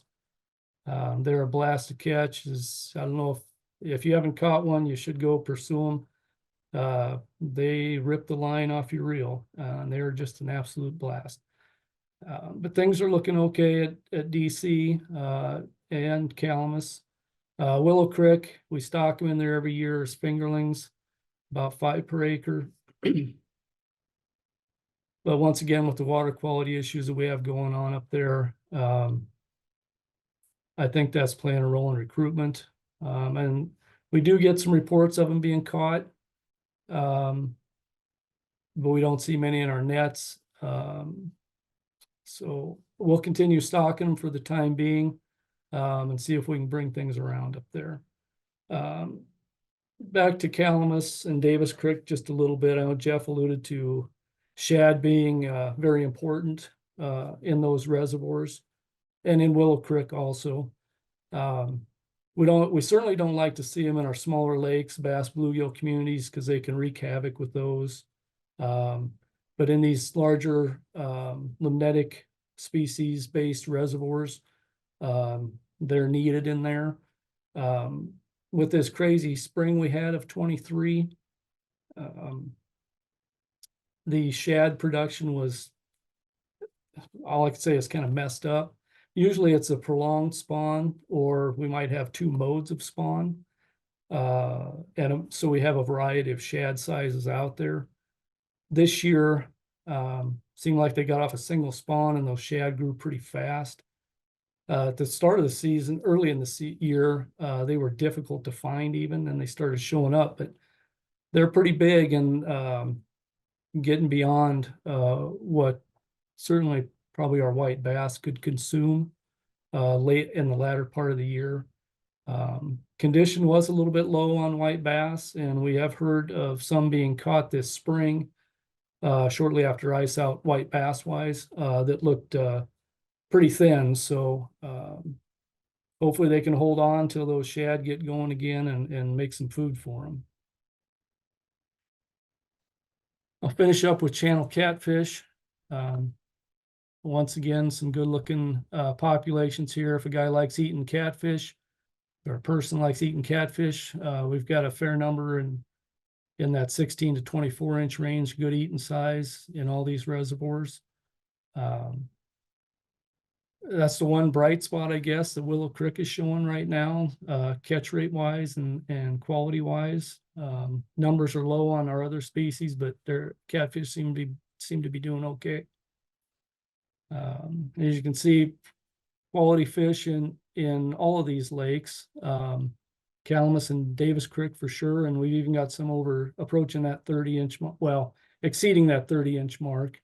And our nets aren't set terribly deep, and some of the catfish guys have indicated that those bigger catfish kind of tend to hang out in deeper water, so we may be missing out on them, but the fish are there. The guys see them in their tournaments. when they're angling out there. And Calamus has been a destination catfish spot for those tournaments for several years now.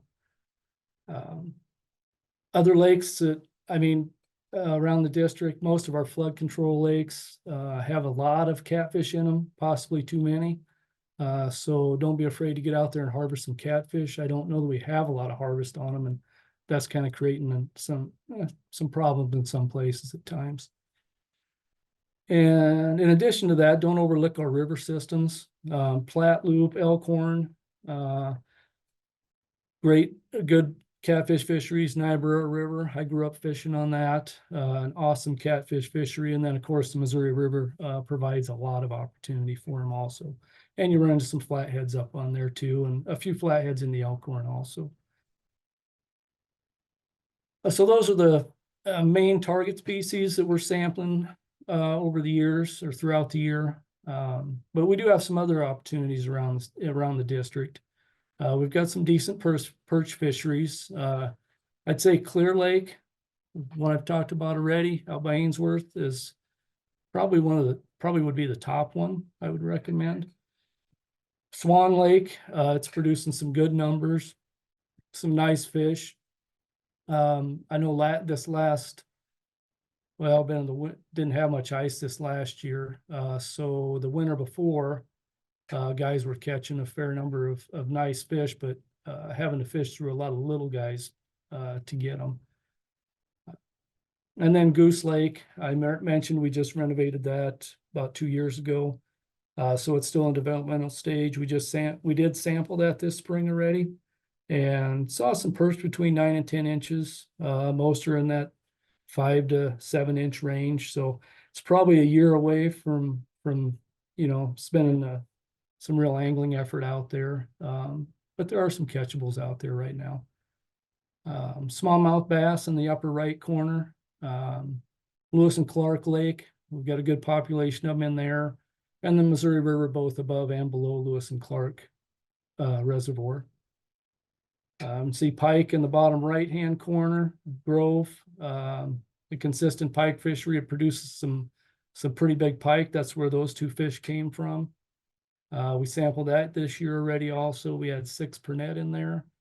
Top end was about 30 inches, but there are some bigger ones in there for sure. Goose Lake, once again, that's developing. We looked at those and we did perch same time we did the perch, got the perch information. Those pike, there are some approaching that 25, 26 inch mark. That was from the first stocking. It was a pretty small number, that stocking, so there aren't a lot of them out there. Most of the fish you're going to run into are probably going to be around that 16 to 18 inch range or so. So probably another year away. Pike grow fast in that lake. And those 16 to 18s will be those 24 to 25 plus next year. Muskie, we've got 2 lakes we stock those in. Calamus has some really nice fish in it. Down at Fremont 20, we put some in there. We had the flood of 2019 that took out a couple of berms on that lake, and the Platte River was flowing right through it, or Platte River water.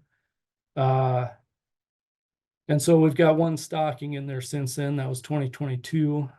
So those fish are going to be kind of small. Well, they're probably in that mid-20s range, maybe a little bigger. So they're probably, we stock 75 in there also. So a pretty low number right now. Last but not least, I'll mention trout. Jeff touched on them a little bit.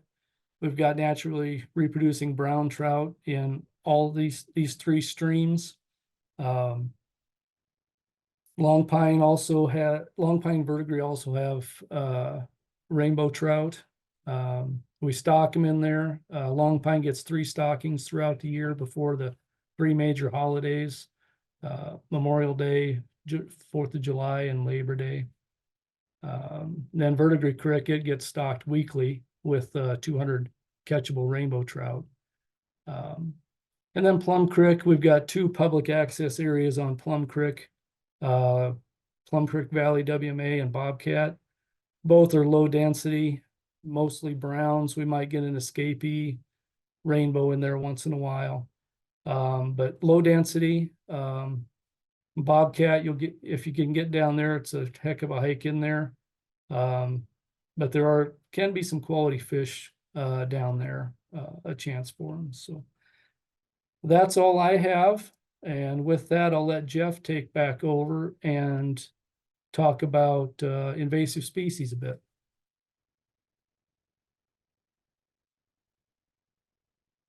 Okay, Chris Starr is also listening in on this tonight. And Chris is our AIS specialist in Lincoln. And he could do a much better job of speaking on this than I can, but I just want to mention AIS quickly. We have a lot of it here in the Northeast, and please don't spread things around. Make sure you clean, drain, and dry. Drain the water out of your live wells when you go from lake to lake or go home. Don't ever be moving fish around, please. We have zebra mussels up here in the Northeast in Missouri River and Lewis and Clark Lake. They are now found all the way up to Oahe. They've spread like wildfire across Northeast South Dakota. They're thick in Kansas, spreading across the state. We're doing everything we can here in Nebraska to keep them out of our waters. And you will see some technicians inspecting boats again this year. If I run into you in the field, don't be offended if I asked to look over some of your boats and such to make sure there's no AIS.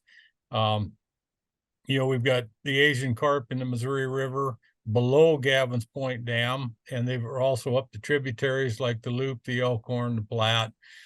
We're concerned about them. Most of the reproduction appears to be taking place in the Missouri River, and then they're moving up the tribs to feed and grow. They are not found above Lewis and Clark Lake right now. We're doing everything we can to educate people. Please don't move them above Gavin's Point Dam. They'll be a disaster. And don't move white perch around. Don't move yellow bass around, things like that. Don't move common carp around. And we do have some vegetation that we're concerned about here in the Northeast. We've got Eurasian water milfoil, which is found in several locations across the state now, which also hybridizes with northern water milfoil and can be really difficult to kill chemically. So that's why we ask people to make sure there's no vegetation on their trailers and stuff like that. So please clean, drain, and dry.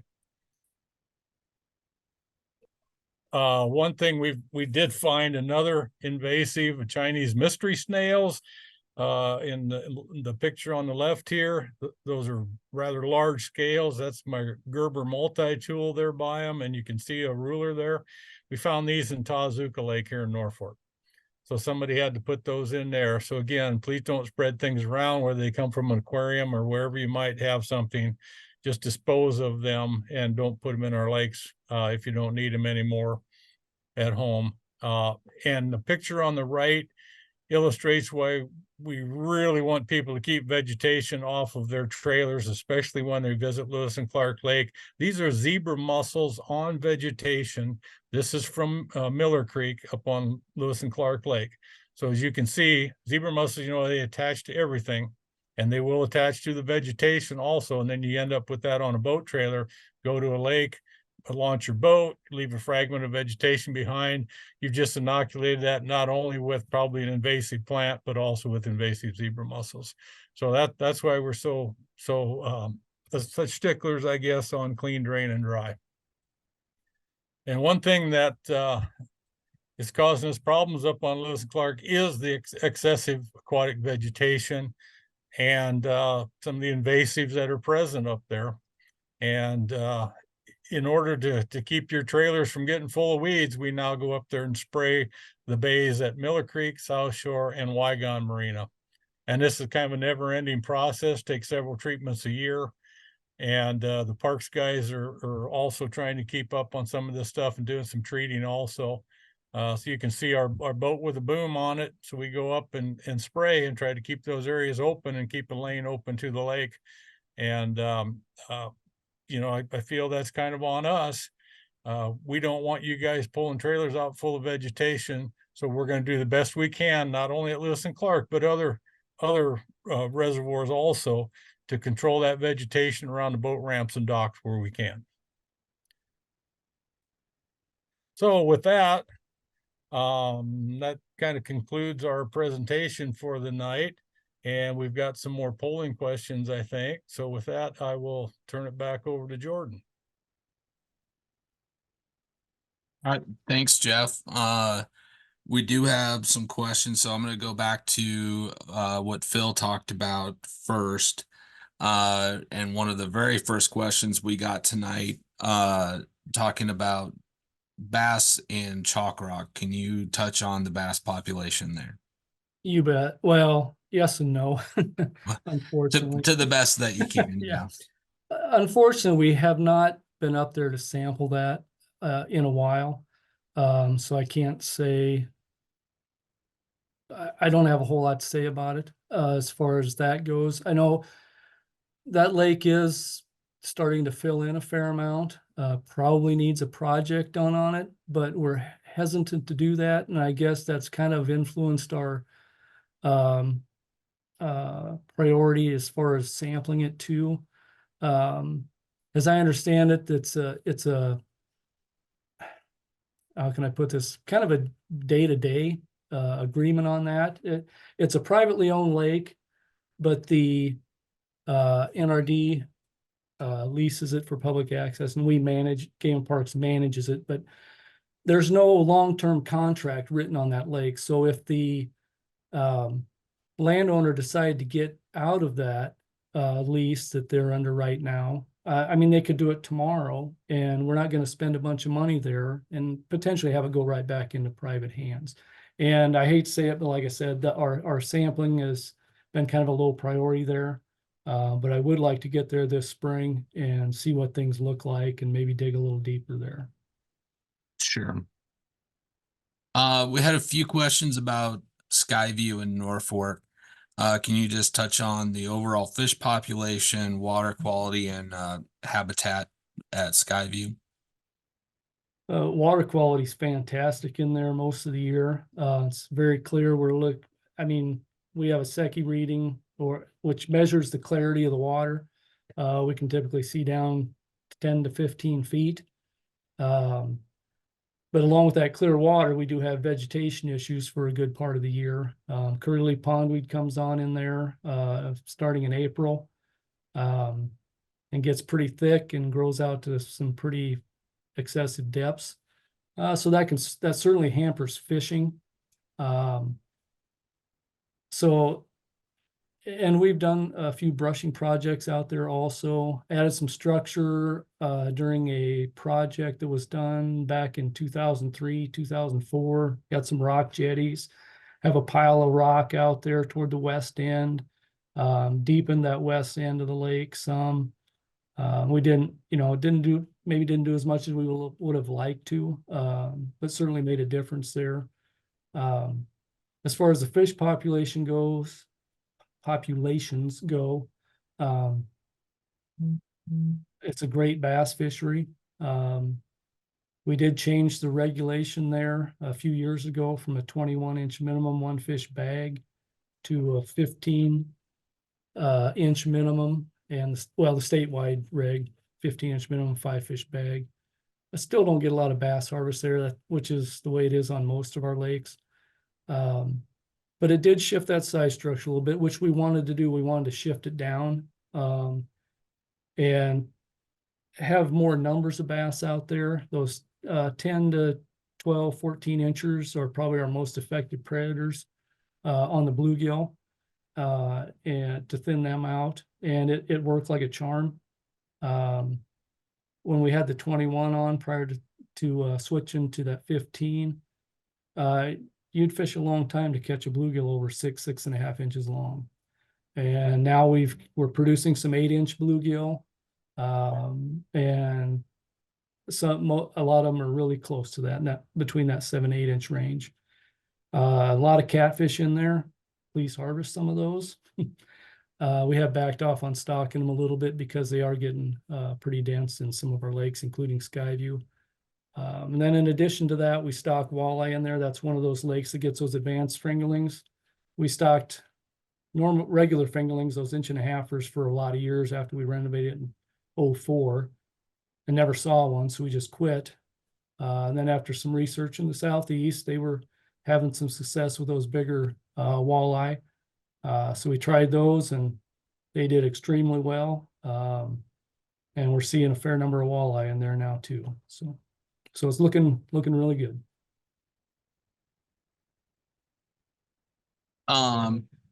You mentioned briefly about the 21 inch at Skyview there. Can you kind of circle back about on the fishing forecast, kind of how those fish categories show up, and if there isn't a fish category on the forecast, such as bass over 21 inches, what that means, and kind of how those fish categories show up on the fishing forecast? You may not have just sampled any fish that big. Yeah, we didn't. And typically, and I think all of us working for the agency and fisheries kind of understand that a lot of times our sampling gear, for whatever reason, those bigger fish are there, but we just don't, for whatever reason, we just don't sample them. But we hear about 20+ inch bass, 5-pound bass being caught out of there. We didn't see any in our sampling at Cramper, I don't believe, maybe 1 or 2, I guess, but it was a low number. We've heard of, fair number of 5-pound bass coming out of there. I had a 7-pounder come through the ice this winter. It's not that they're not there. That is the next size above that 15 to 20, obviously, and there's just nothing representing them there on most of those lakes, but those fish are there.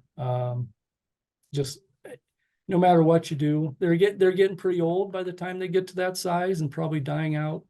Either people are harvesting to put on the wall, or they're just getting to that old age and they're just not making it much beyond that. So a couple reasons.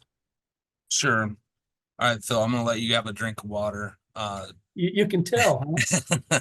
Thanks. All right, Jeff, I got a few questions here about Willow Creek, water quality, habitat, just overall. What's the status of Willow Creek? I know this has been something that's you've been wanting to do a project there for a while. Any update, status, thoughts on Willow Creek and what can be done or needs to be done? Where are we at with Willow Creek? Willow Creek's been a challenge here lately with the water quality aspect. A couple of things going on. The reservoir is aged, it was built in I think 85.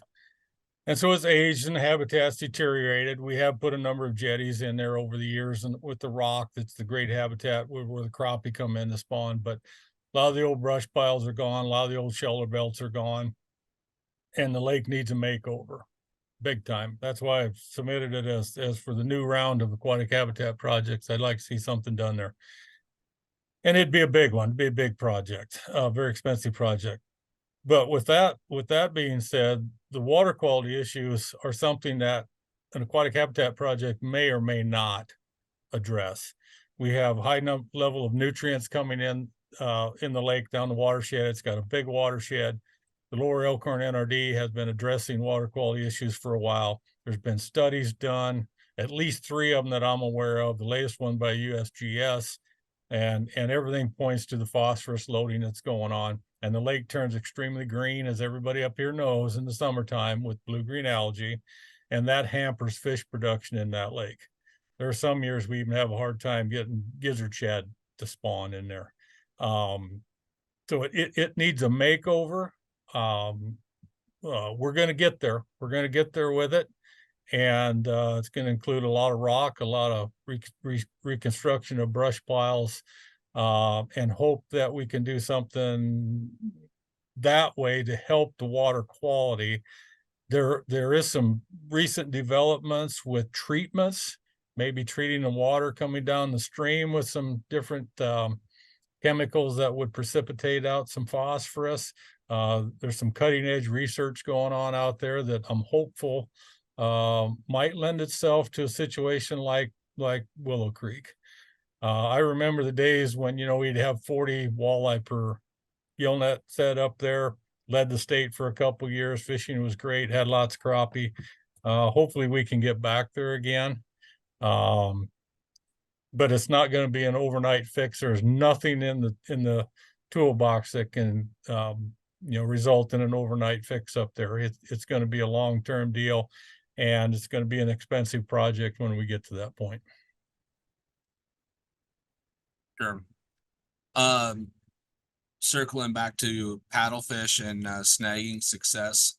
I know in some other states, the new technology like live imaging, live scopes, that sort of thing has likely increased snagging success because you can see the fish right there. Do you think that on the Missouri River below Gavin's Point that it is having a similar impact? You can definitely see the fish. You can see the fish with live imaging. You can see them with side scan sonar real easy also. I don't, we have a limited number of tags for snagging, and we have a protected slot, so it's not like we're going to wipe out the paddlefish. That new technology, has made the angler better, can increase success across the board on a lot of species. And it's something that, as all fish managers know, are looking at that and the impacts it's going to have. But we're not going to wipe out the paddlefish with it, but it will make it easier, particularly down the river. Guys can look at some of the holes and pools down the river, and they can find those fish now easier. Where in the past, you had normal depth finder. You'd have to run through the hole and try to get them on that, and then you're spooking the fish out at the same time. Or you do it old school like I do, and now you can hit a spot lock, but you throw out the anchor, fan cast around the boat till you found the fish.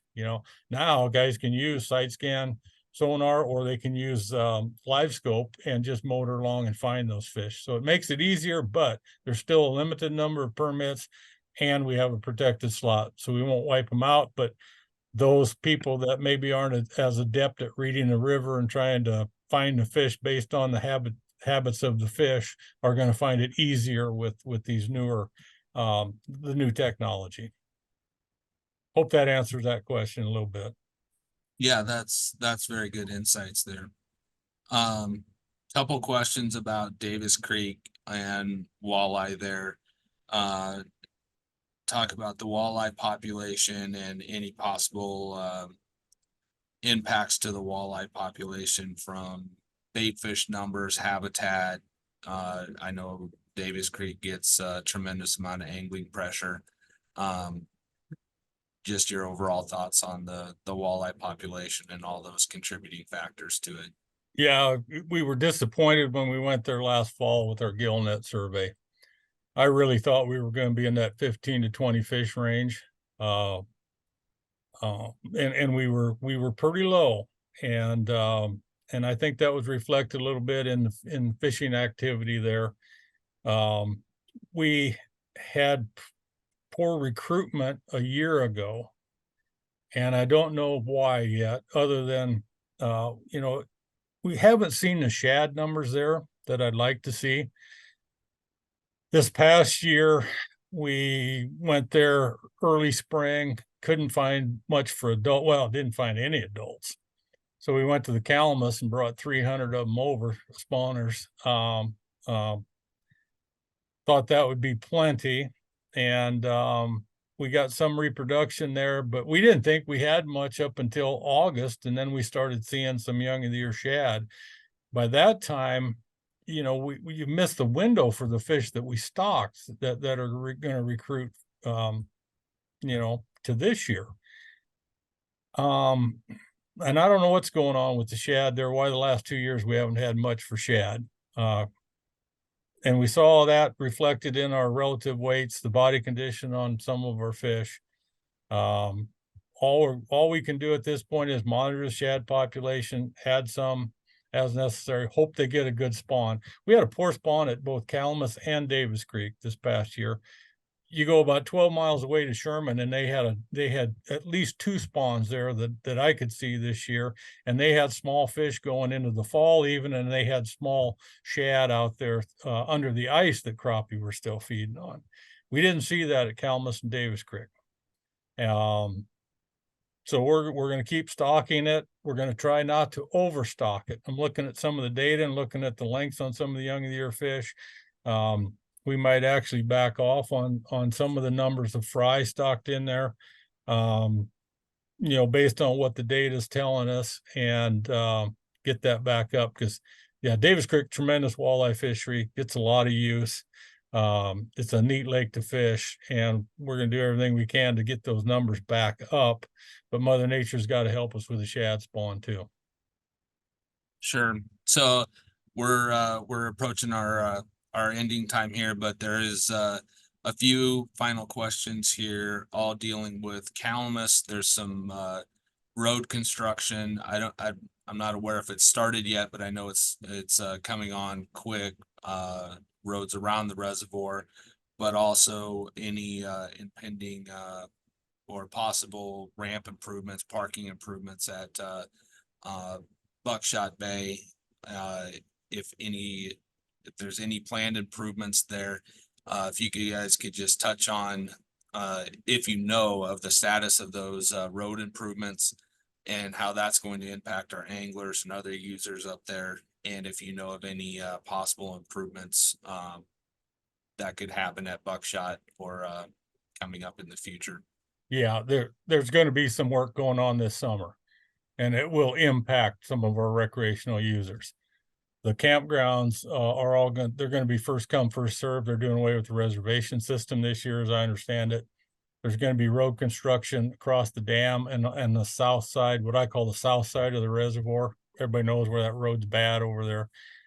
Going to be some work done on that this year. I'm not sure of the timing on it all, and there's going to be some improvements done at Buckshot Bay with the parking situation there and boat trailers. The problem we're fighting out there at Calamus is like everywhere else. Boats are bigger, the trailers are bigger, so the existing parking lots anymore are not sufficient.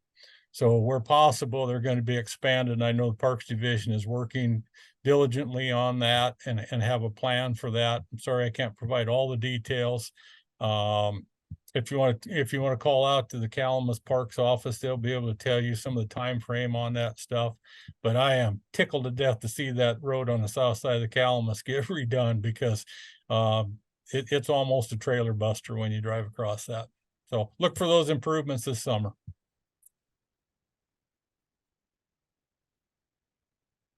All right, thanks, Jeff. With that, I know we just had another question come in, but David, we will email you a response to that question after our meeting here, either tomorrow or early next week. I'm going to share these results. Also, the Norfolk office has put their contact info up. I know they would love to hear from any of you with any other questions you have. Not just in the next few days, but throughout the year. They're always there to take your questions and to chat with you about fishing and any of these improvements they've talked about tonight. So do you utilize the fishing forecast, or they work a lot on the water body survey summaries to plan fishing trips, and 83% do, so that's good to hear. Were you contacted by an AIS tech during 2023? Quite a few folks were not. And does the presence of abundant aquatic vegetation in lakes hinder your fishing success? 68% yes, 33% no. Kind of mixed response there. And prior to this presentation, were you aware that bighead and silver carp have not been found above Gavin's Point Dam? 53% were and 48% were not. So need to do a little bit of work in that regard to get that message out a little bit better on our end. And then all your comments and everything for that last question, we will tabulate all of that. And then our plan is we're going to send out an email to everybody, and we'll have all this information sent out to you. So With that, I'm gonna sign off here and turn it back over to the Northeast staff and Tony to wrap up.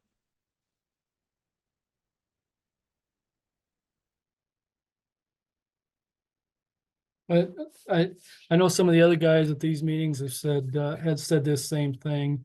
You know, there are a lot of rumors out there about fisheries and what's going on with them and such. And a lot of them aren't true. So, you know, you have questions like that, like Jordan said, don't be afraid at all to call us and get the skinny on things, and we'll fill you in as best we can. So, like I said, don't be afraid to get a hold of us. Phone, email, whatever it may be.